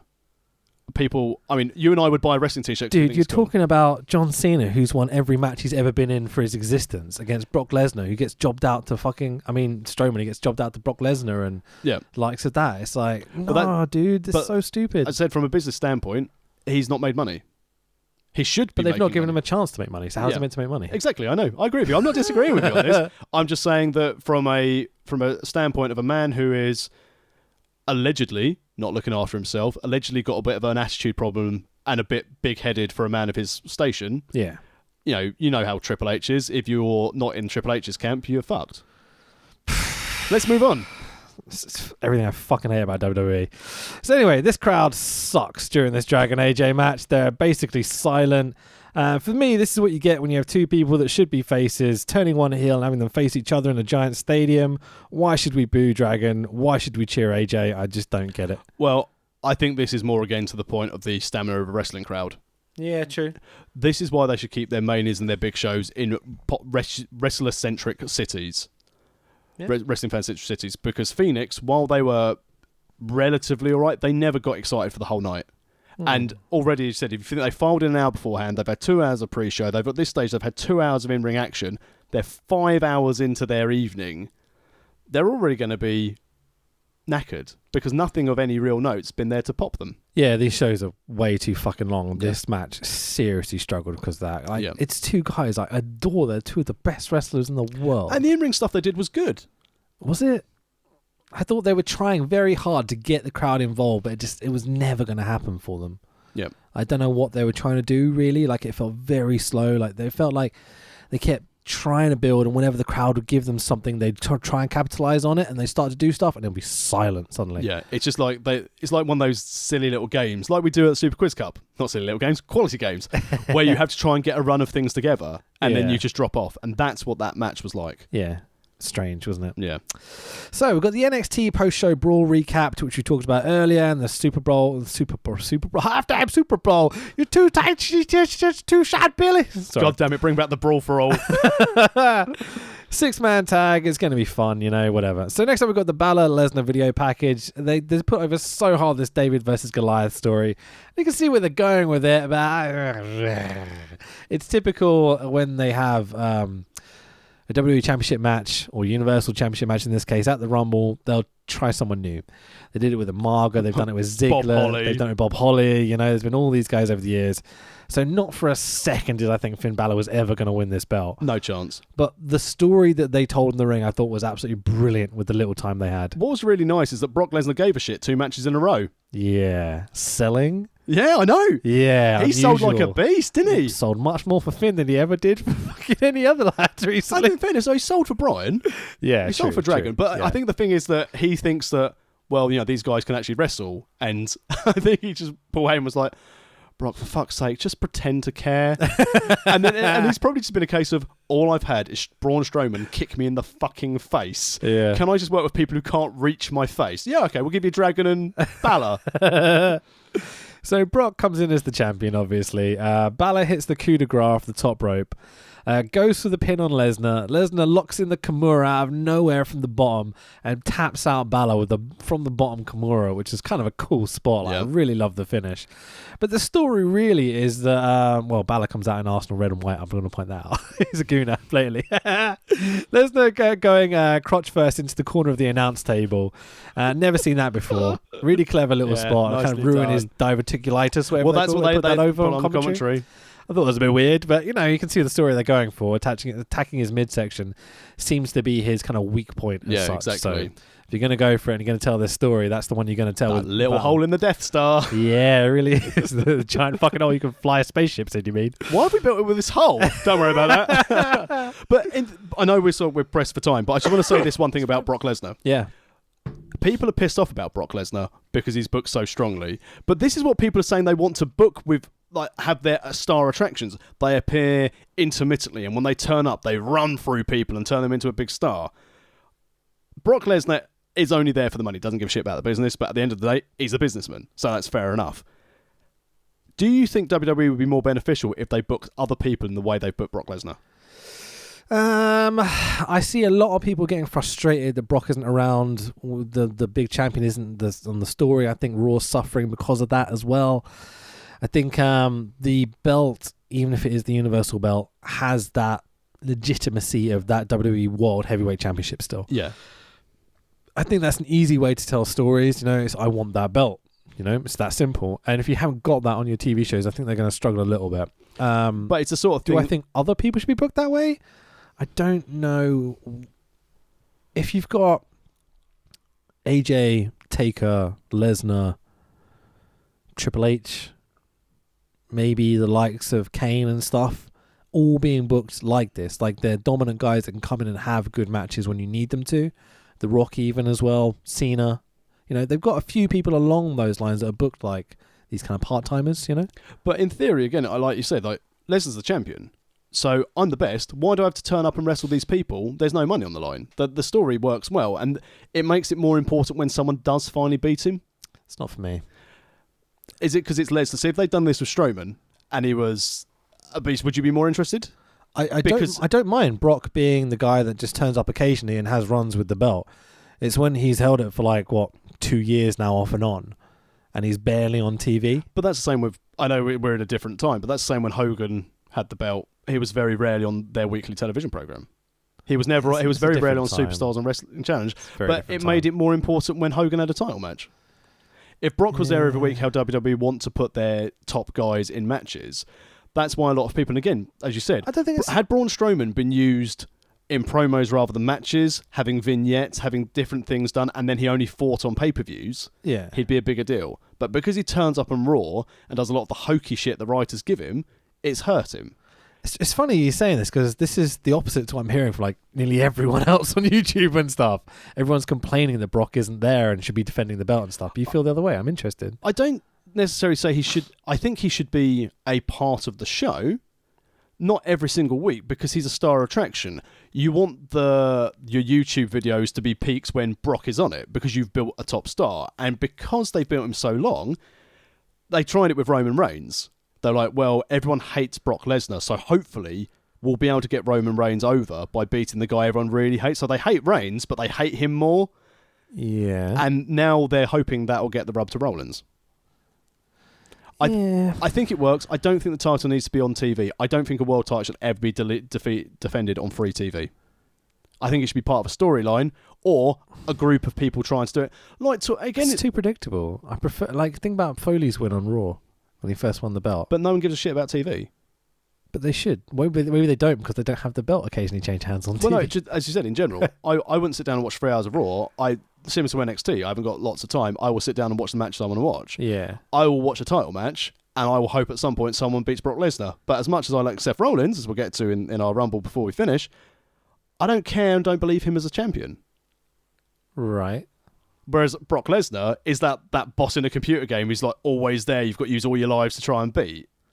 Would you not watch Raw if the champ's storylines were on Raw?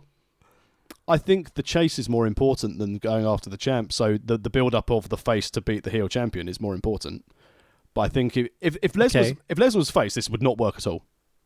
And I'm not saying it's a good thing. You've totally lost me. What? Well, no, I'm saying Lesnar as a heel, not being on TV, adds to his character. Right. Because he's a dick who doesn't give a shit and doesn't turn up. Yeah. And it works well. And he's a marquee attraction. Yeah. If he was a face, this wouldn't work. Yeah. But he has to be heel. Yeah. But what I'm saying is that my only interest now is watching who can beat Brock for the title. Okay. And I want someone to beat Brock for the title.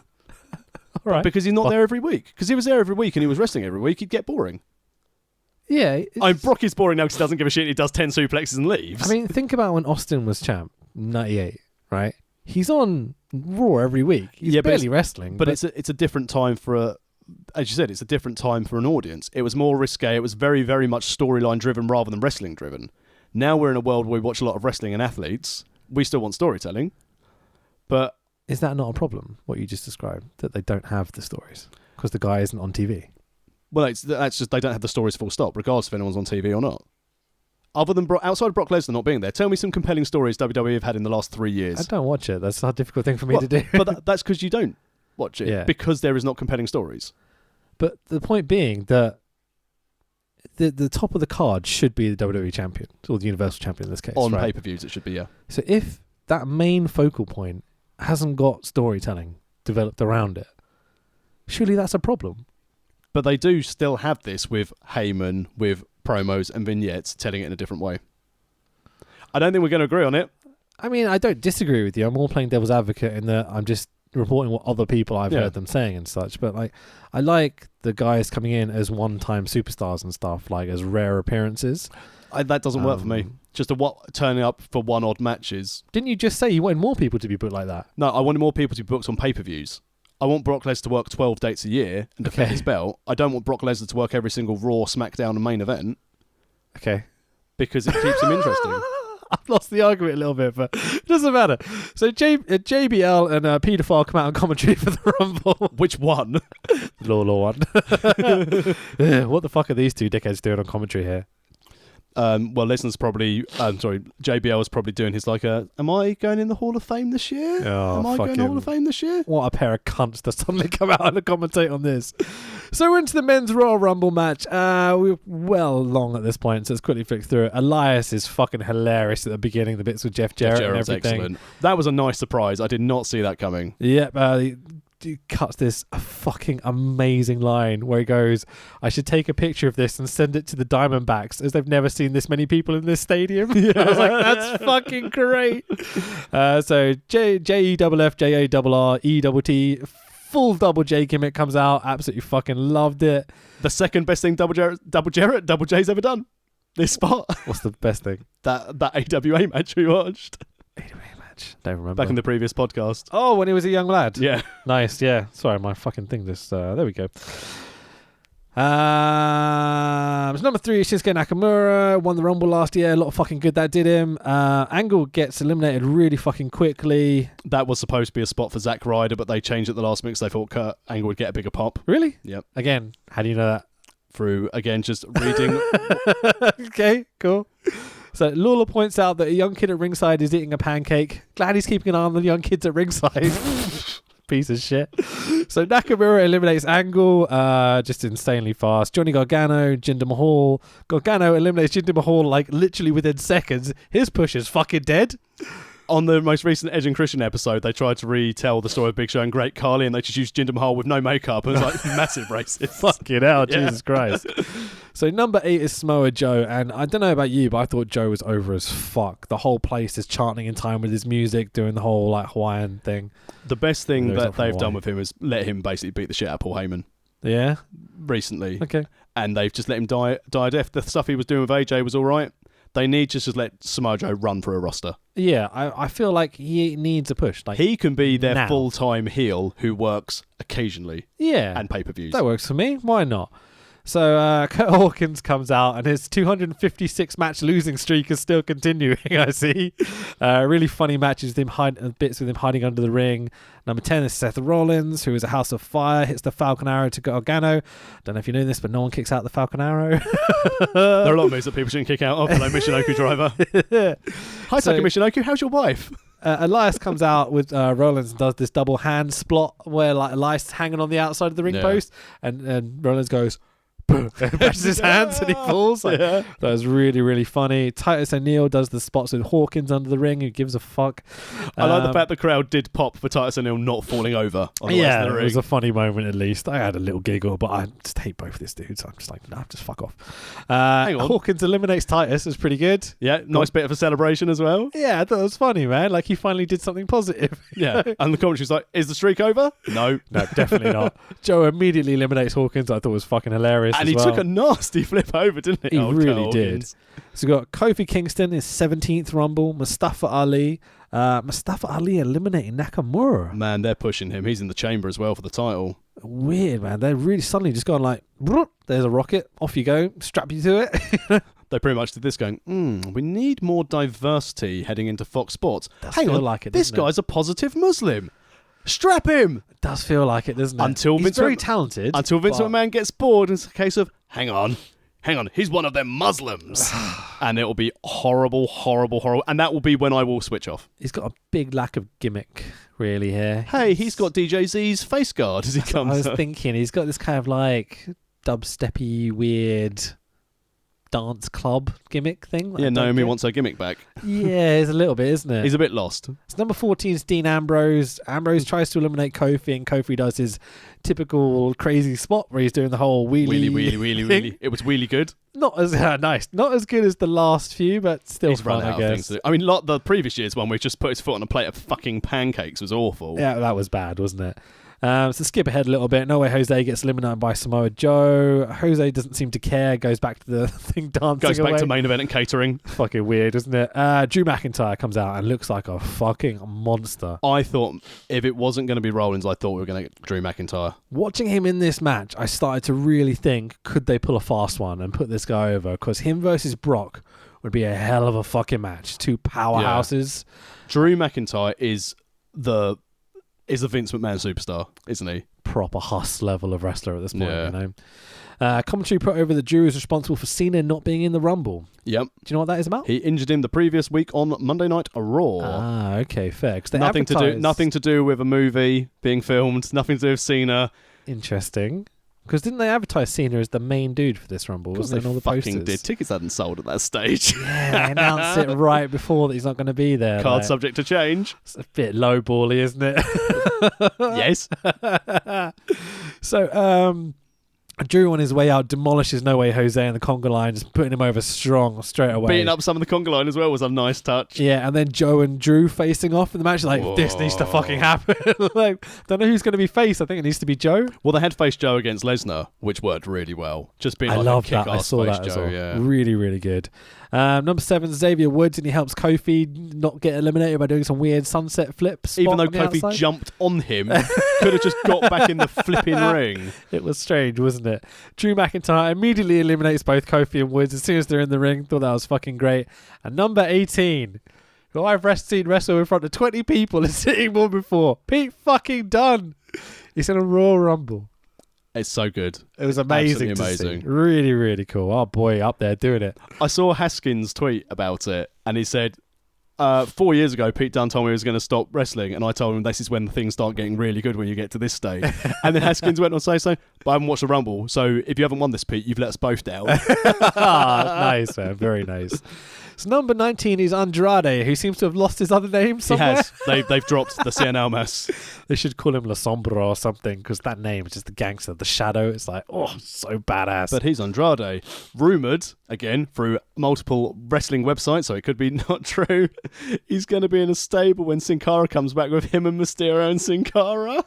So it's the Lucha House Party. Get your piñatas out, boys. Fucking hell. Can you imagine how shit that would be? I mean, he looked like an absolute star, though. What? Andrade. I thought he looked amazing. Yeah. I think he has since every time I see him in the ring or on TV, I'm just like, this dude's a fucking star. That and his whole package with Zelina Vega as well. It works perfectly. He's a fucking good wrestler. He ticks all the boxes. Heel, face, can do everything in the ring. Technical, high flying, good for all audiences, which, you know, WWE are always keen for having that top Hispanic star. Yeah. Andrade is that man, and they just need to push him to the moon. And Rey Mysterio, as much as not as much of a fan of Rey as I was in WCW days, it's just elevated Andrade to a completely different level now. Yeah, I'd agree with that, man. I think he's absolutely amazing. Yellow tights, Bumblebee, yes! So La Sombra and Pete Dunne run spots. Yes, please. More of this. All day Absolutely long. more of this. Because they're currently in the ring. Excuse me. We have Seth Rollins, Drew McIntyre, Pete Dunne, Dean Ambrose, Andrade, Mustafa Ali, and Samoa Joe. The level of talent and Mustafa Ali. Insane. That whole in-ring there, I just be like, this is a positive and a negative of WWE. And I think it's going to turn out to be positive long-term. Because you can tell this is a case of Triple H has signed all of these people. Yeah. Vince McMahon always said he would never touch the indies. This is like top indie wrestlers, and they are going to prove a point that they can be these national and international superstars, but it's going to take time, and people need to be patient whilst waiting for all of these guys to get pushed slowly rather than just shoved up into the main event scene and then beaten by their top stars till Vince goes, when everyone's then going to be given a fair, steady push to the top. Looking at it, these are all the next top guys, if they choose to be. Yeah, but they really are. But really as impressive. wrestling fans, we need to be patient. Yeah, absolutely. I agree with you. But you got Seth, Drew, Dean, potentially if he stays. Work. And Joe, you know? Yeah.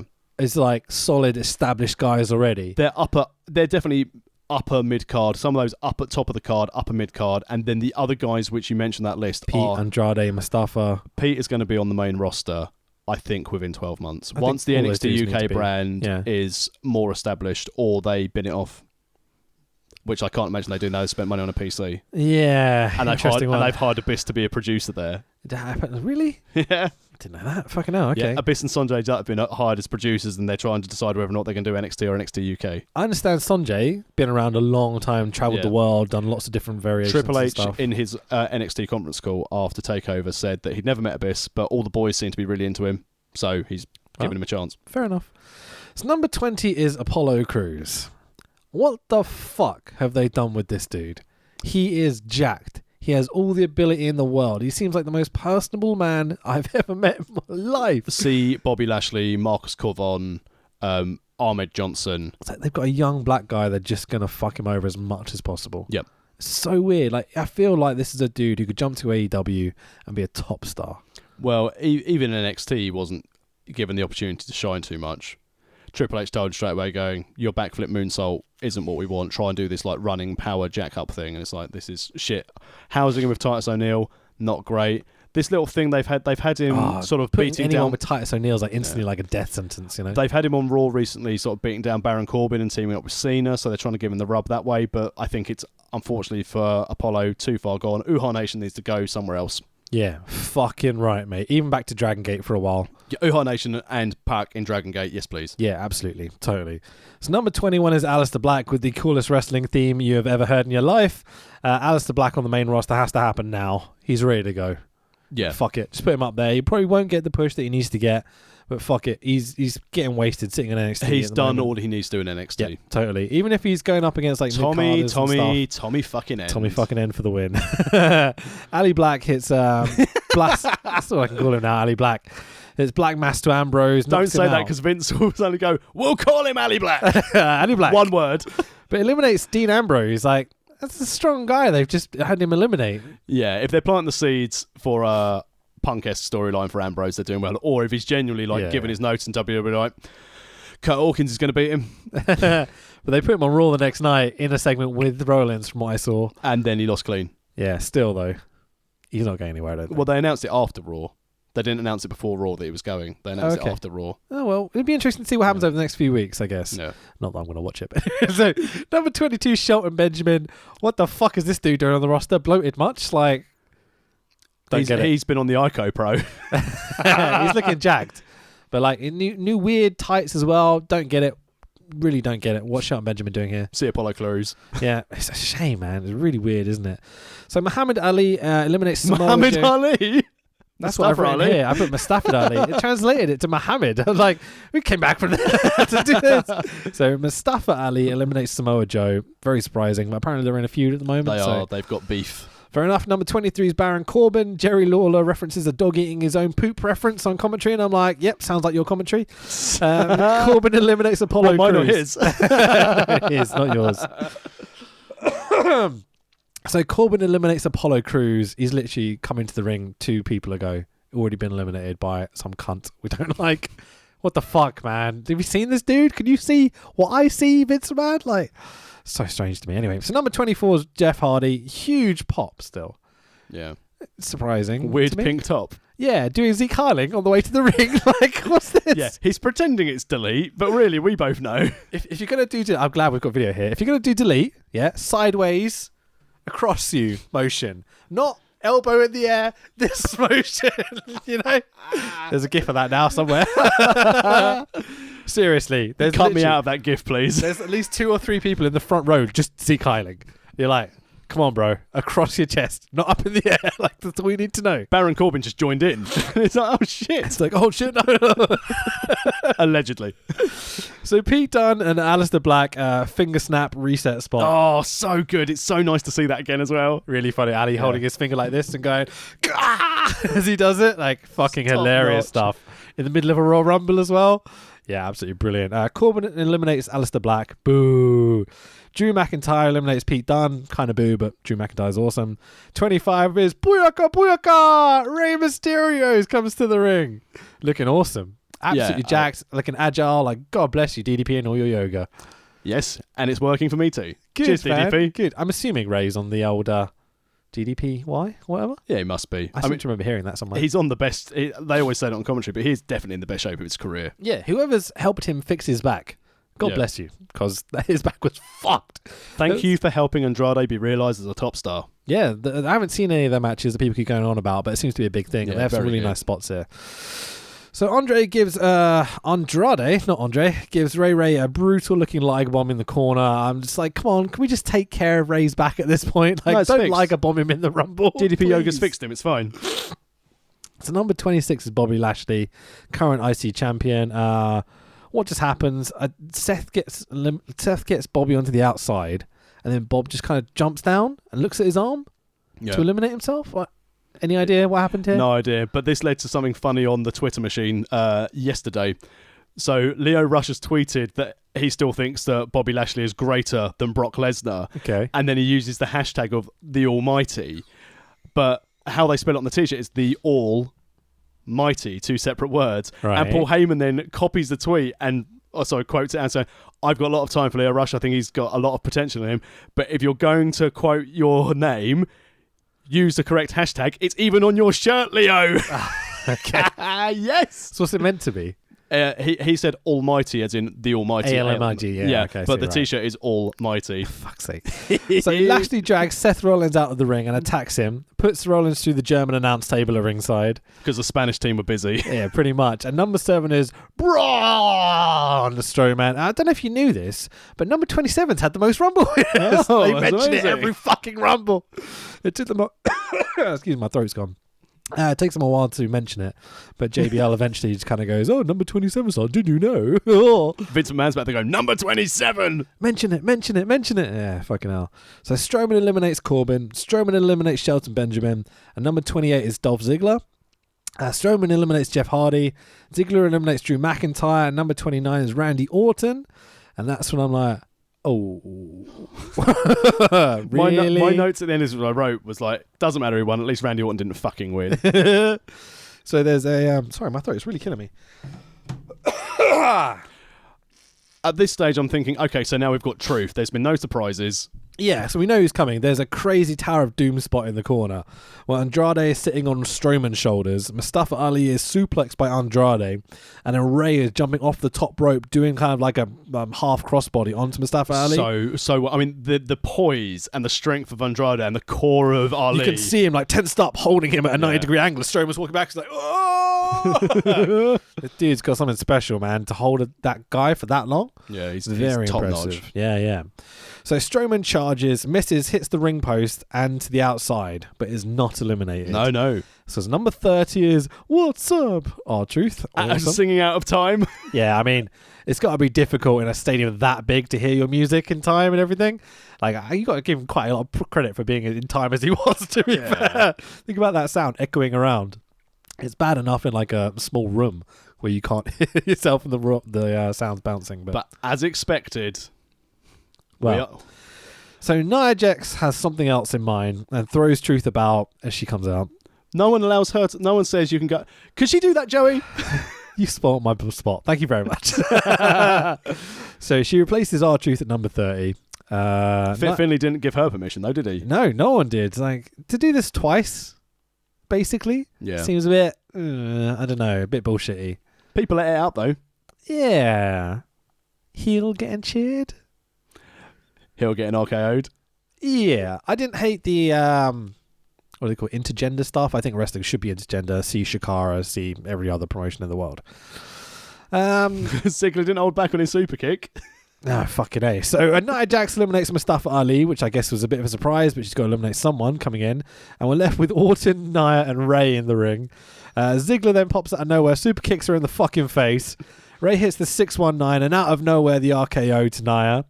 Then Rey Mysterio and Orton kind of lift her over the top rope and eliminate. A kind of cool spot and stuff, and I'm sure there's women all around the world being, oh, it's so great, women was in the Rumble and blah, blah, blah, blah, blah, blah, blah. It seems like the wrong woman to me. Can you imagine if Braun entered the women's Rumble? Yeah, or something to that extent. It's. I mean, Santino won women matches and stuff, and No, I think we found that was Santina. you know, they've done stuff like that. Oh, My camera's so good. Right. Still in shot, who gives a fuck. It is what it is. So Orton eliminates Ray. Andrade eliminates Orton. We're down to Andrade, Ziggler in the ring. And then Rollins and Strowman still on the outside. I think it's kind of convenient that Nia does her spots whilst Rollins and Strowman are on the outside. Yep. Feels like that's the reason they did it. And I'm not a big fan of this whole thing, guys is lying down on the outside for 10 minutes. No, but, Braun, legs, Seth, been in since number 10. Yeah, true.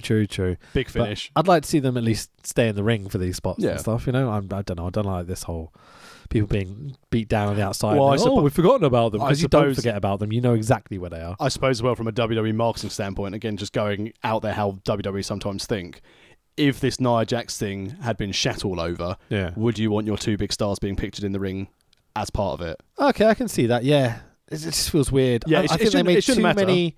What's the word I'm looking for? They're trying to play the audience are being stupid. You've forgotten that. No, it's when you make like leeway, they've created like too much leeway to allow Nia to come into the match. Yeah. So they've had to get Rollins out, they've had to get Strowman out, they've had to do this, they've had to do that. You know what I mean? I feel like it's unnecessary almost. It's too set up rather than natural feel. Yeah, I would have rather R-Truth come into the ring, got immediately eliminated, and was like, oh, for fuck's sake, like that's a funnier spot. Whatever. Strowman runs everyone over. Everyone gets a spot in on Strowman. Strowman eliminates Andrade. Strowman eliminates Ziggler.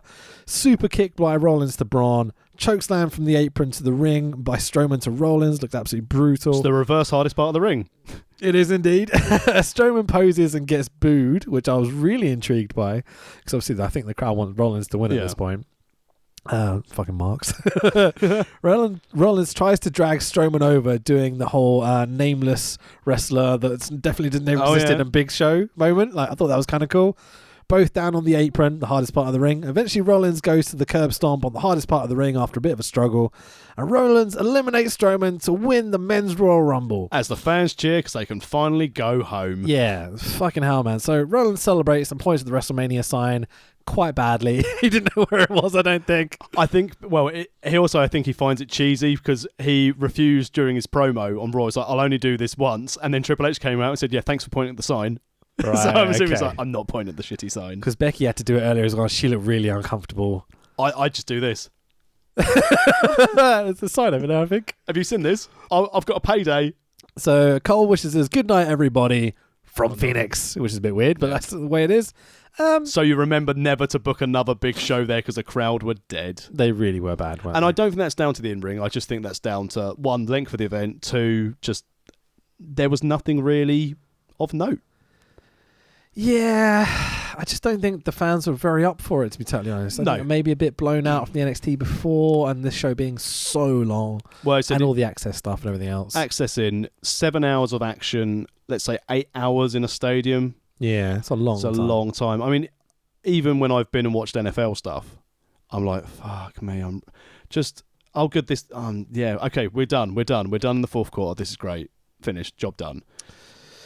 Yeah, it does feel like that, doesn't it? It's very weird in that I think these big shows, if they do the big four or whatever they call them now, in these big arena-sized things, it's going to help them financially because they're just going to get loads of money coming through the door, blah, blah, blah, blah, blah. It's really good. I'm not so keen on the atmosphere and the length. No, it's 2 hours is a sweet spot for just casual viewing. 3 to 3.5 hours is a sweet spot for a main event. Yeah. But I think now they do Raw for 3 hours. They feel they can't go, well, we can't give them just what we give them for free on TV. Yeah, it's weird, isn't it? And it's nice that you go out and do a thing, but you don't need a pre-show. Just go straight into the event. Let people come in. They can come into the stadium early if you want. Have some of your access stuff there. Maybe have some like video playing of NXT or some takeover stuff on the screens while people come in and they can watch it. But just basically keep your core event. If it's 5 hours long, okay, it's still quite long for my liking, but Anywhere where you are somewhere for a period of your work day, I love wrestling, but even if I was watching some of the best wrestling in the world, 8 hours would be too long for me to enjoy it. I can normally do 3 hours of something until I'm bored. Yeah, absolutely, man. This show was a drag. And if you take kids aren't going to want to sit there for 8 hours on an uncomfortable chair. Yep, true. Very true.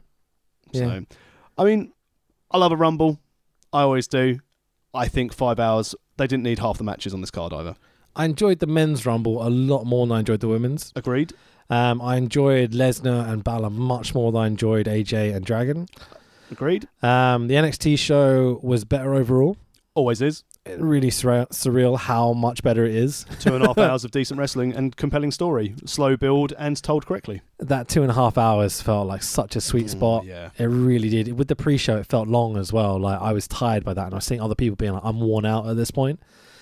So to then do the Rumble the next night and have 7 fucking hours of it, it's like, it's too much, man. They need to cut it down. I've learned a valuable lesson about this, and it's what I was considering ahead of Mania this year. I cannot watch this and go to work the next day anymore. Because I thought it was going to be 4 hours, and I thought, well, two and a half hours sleep. If I sleep for an hour before the pre-show, maybe doze during the pre-show, watch the main show from 12. I obviously didn't doze because I was playing computer games, Football Manager. Cool, well played. To try and keep myself awake for I can't do it.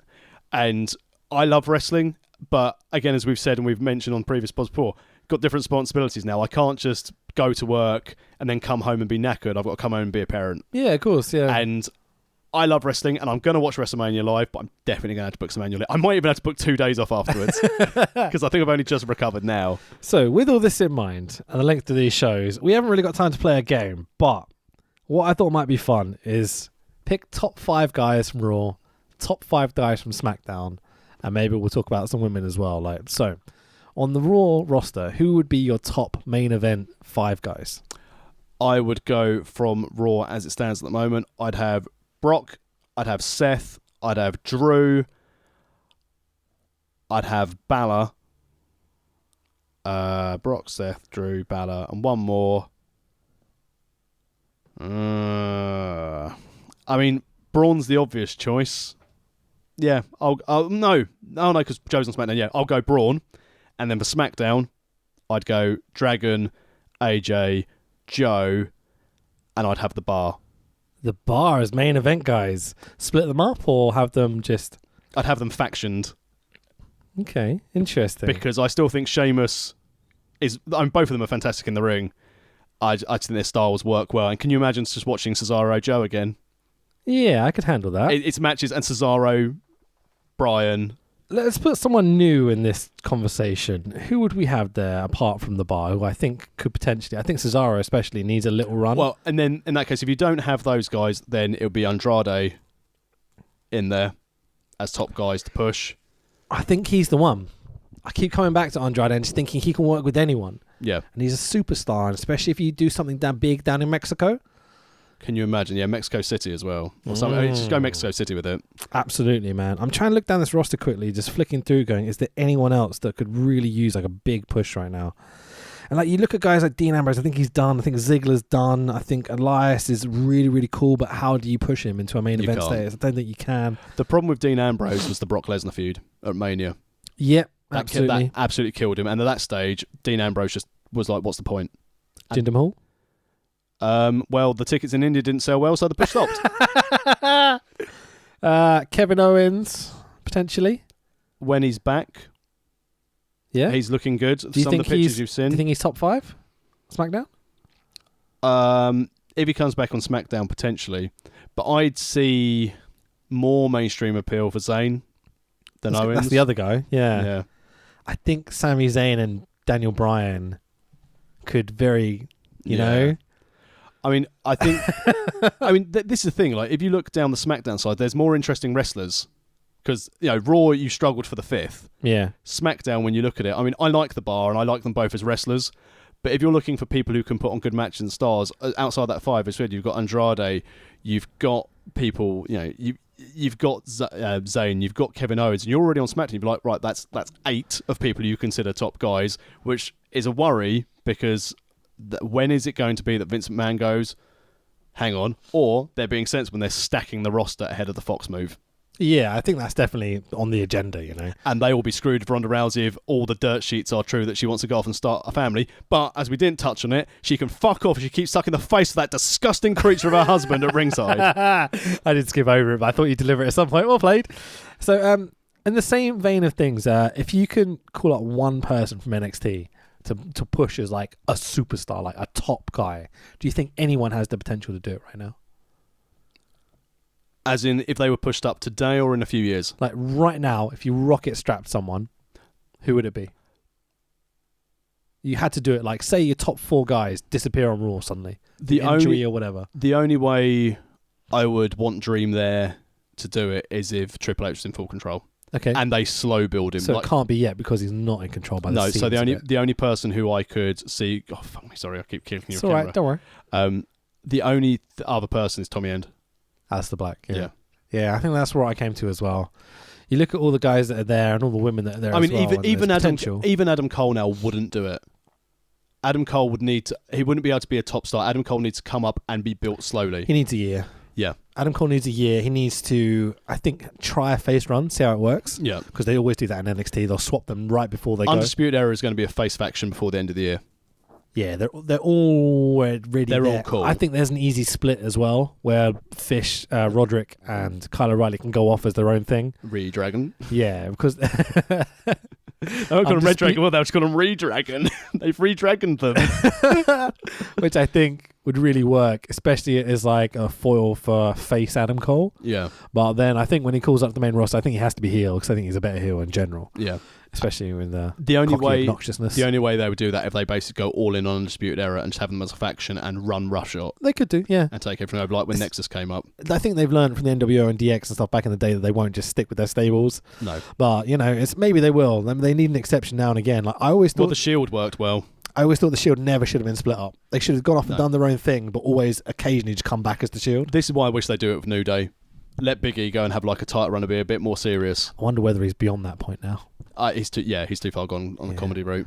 Well, anyway, thank you very much for watching and listening this week. I forgot to do the bit. I was going to do a bit at the beginning of the pod where I was like, well, we're on live on YouTube, because I realised the people that listen to it, it just sounds slightly shitter. I was like, fuck. So, subscribe on YouTube if you enjoyed this. We're live on YouTube every Wednesday at around 5 o'clock. The audio will always be there on iTunes, Stitcher, all the sorts of podcast apps you use and everything like that. But you can find everything, any links to us at worldofwrestlingpodcast.com. You can find you on social media at the Tex Williams. Lovely. Mine's Rich Be Thy Name. That's Twitter and Instagram. Basically, just communicate with us on Twitter is probably the best way to do it. We're looking for some show requests coming there you go. forward, that's what I was looking because for. Whatever we do next week is not going to be WWE. No, fuck that. I'm done with WWE for a while, I think. Yeah. Till WrestleMania. So if you can think over the next few days of some shows you'd like us to cover, give us a shout. As said, please like do. Rich said, comment, like anything on social media, give us some shows to do. If not, we will pick something and we'll announce it next week what we're going to do. Someone late last year recommended to us one of the Super J Cups. Ah, yes. So I was thinking we could do a Super J Cup next week. Yep, sounds good. If you can find it for me, I will. Of course I will, yeah. I'll hunt it down. It will be on the New Japan World, because it's obviously New Japan stuff. Cool. Well, you'd hope it would be. I don't know, actually. It might not be, because there's all sorts of people in it, isn't it? Ooh. So we'll probably do a Super J Cup next week. We're not sure which one. I don't think we'll do the 94 one, because everyone does the 94 one. It's been done a million times. I've watched it at least 4 or 5 times. We'll look for a weird one, I think. Okay. And try and find something maybe people haven't reviewed in the past. And get some real opinions. And then the week after that, I'd like to do some DDT. Okay, yeah, definitely. We've been talking about doing DDT since we started the pod, and we've never done it. Yes, please. So I watch it fairly regularly. I subscribe to the YouTube channel and look at all the crazy shit that happens there. And then someone sent me on a message on Twitter. They said, see progress doing these box people. Have you covered the box people? Big kaiju battle? So maybe we'll see if we can do some of that as well. We'll definitely do some kaiju as well. Some Dr. Cube. There you go. Dr. Cube. Took me a second. Cool. Check us out on World of Rest Pod on Twitter as well. That's probably the best place to find us. That's pretty much it. Thanks, guys. And Facebook, World of Wrestling Podcast on Facebook. Do that as well. Go subscribe. Just subscribe to YouTube. That's all that matters, because we're live here every week. Hey! Book Brock Lesnar! Take it easy, guys. Bye-bye.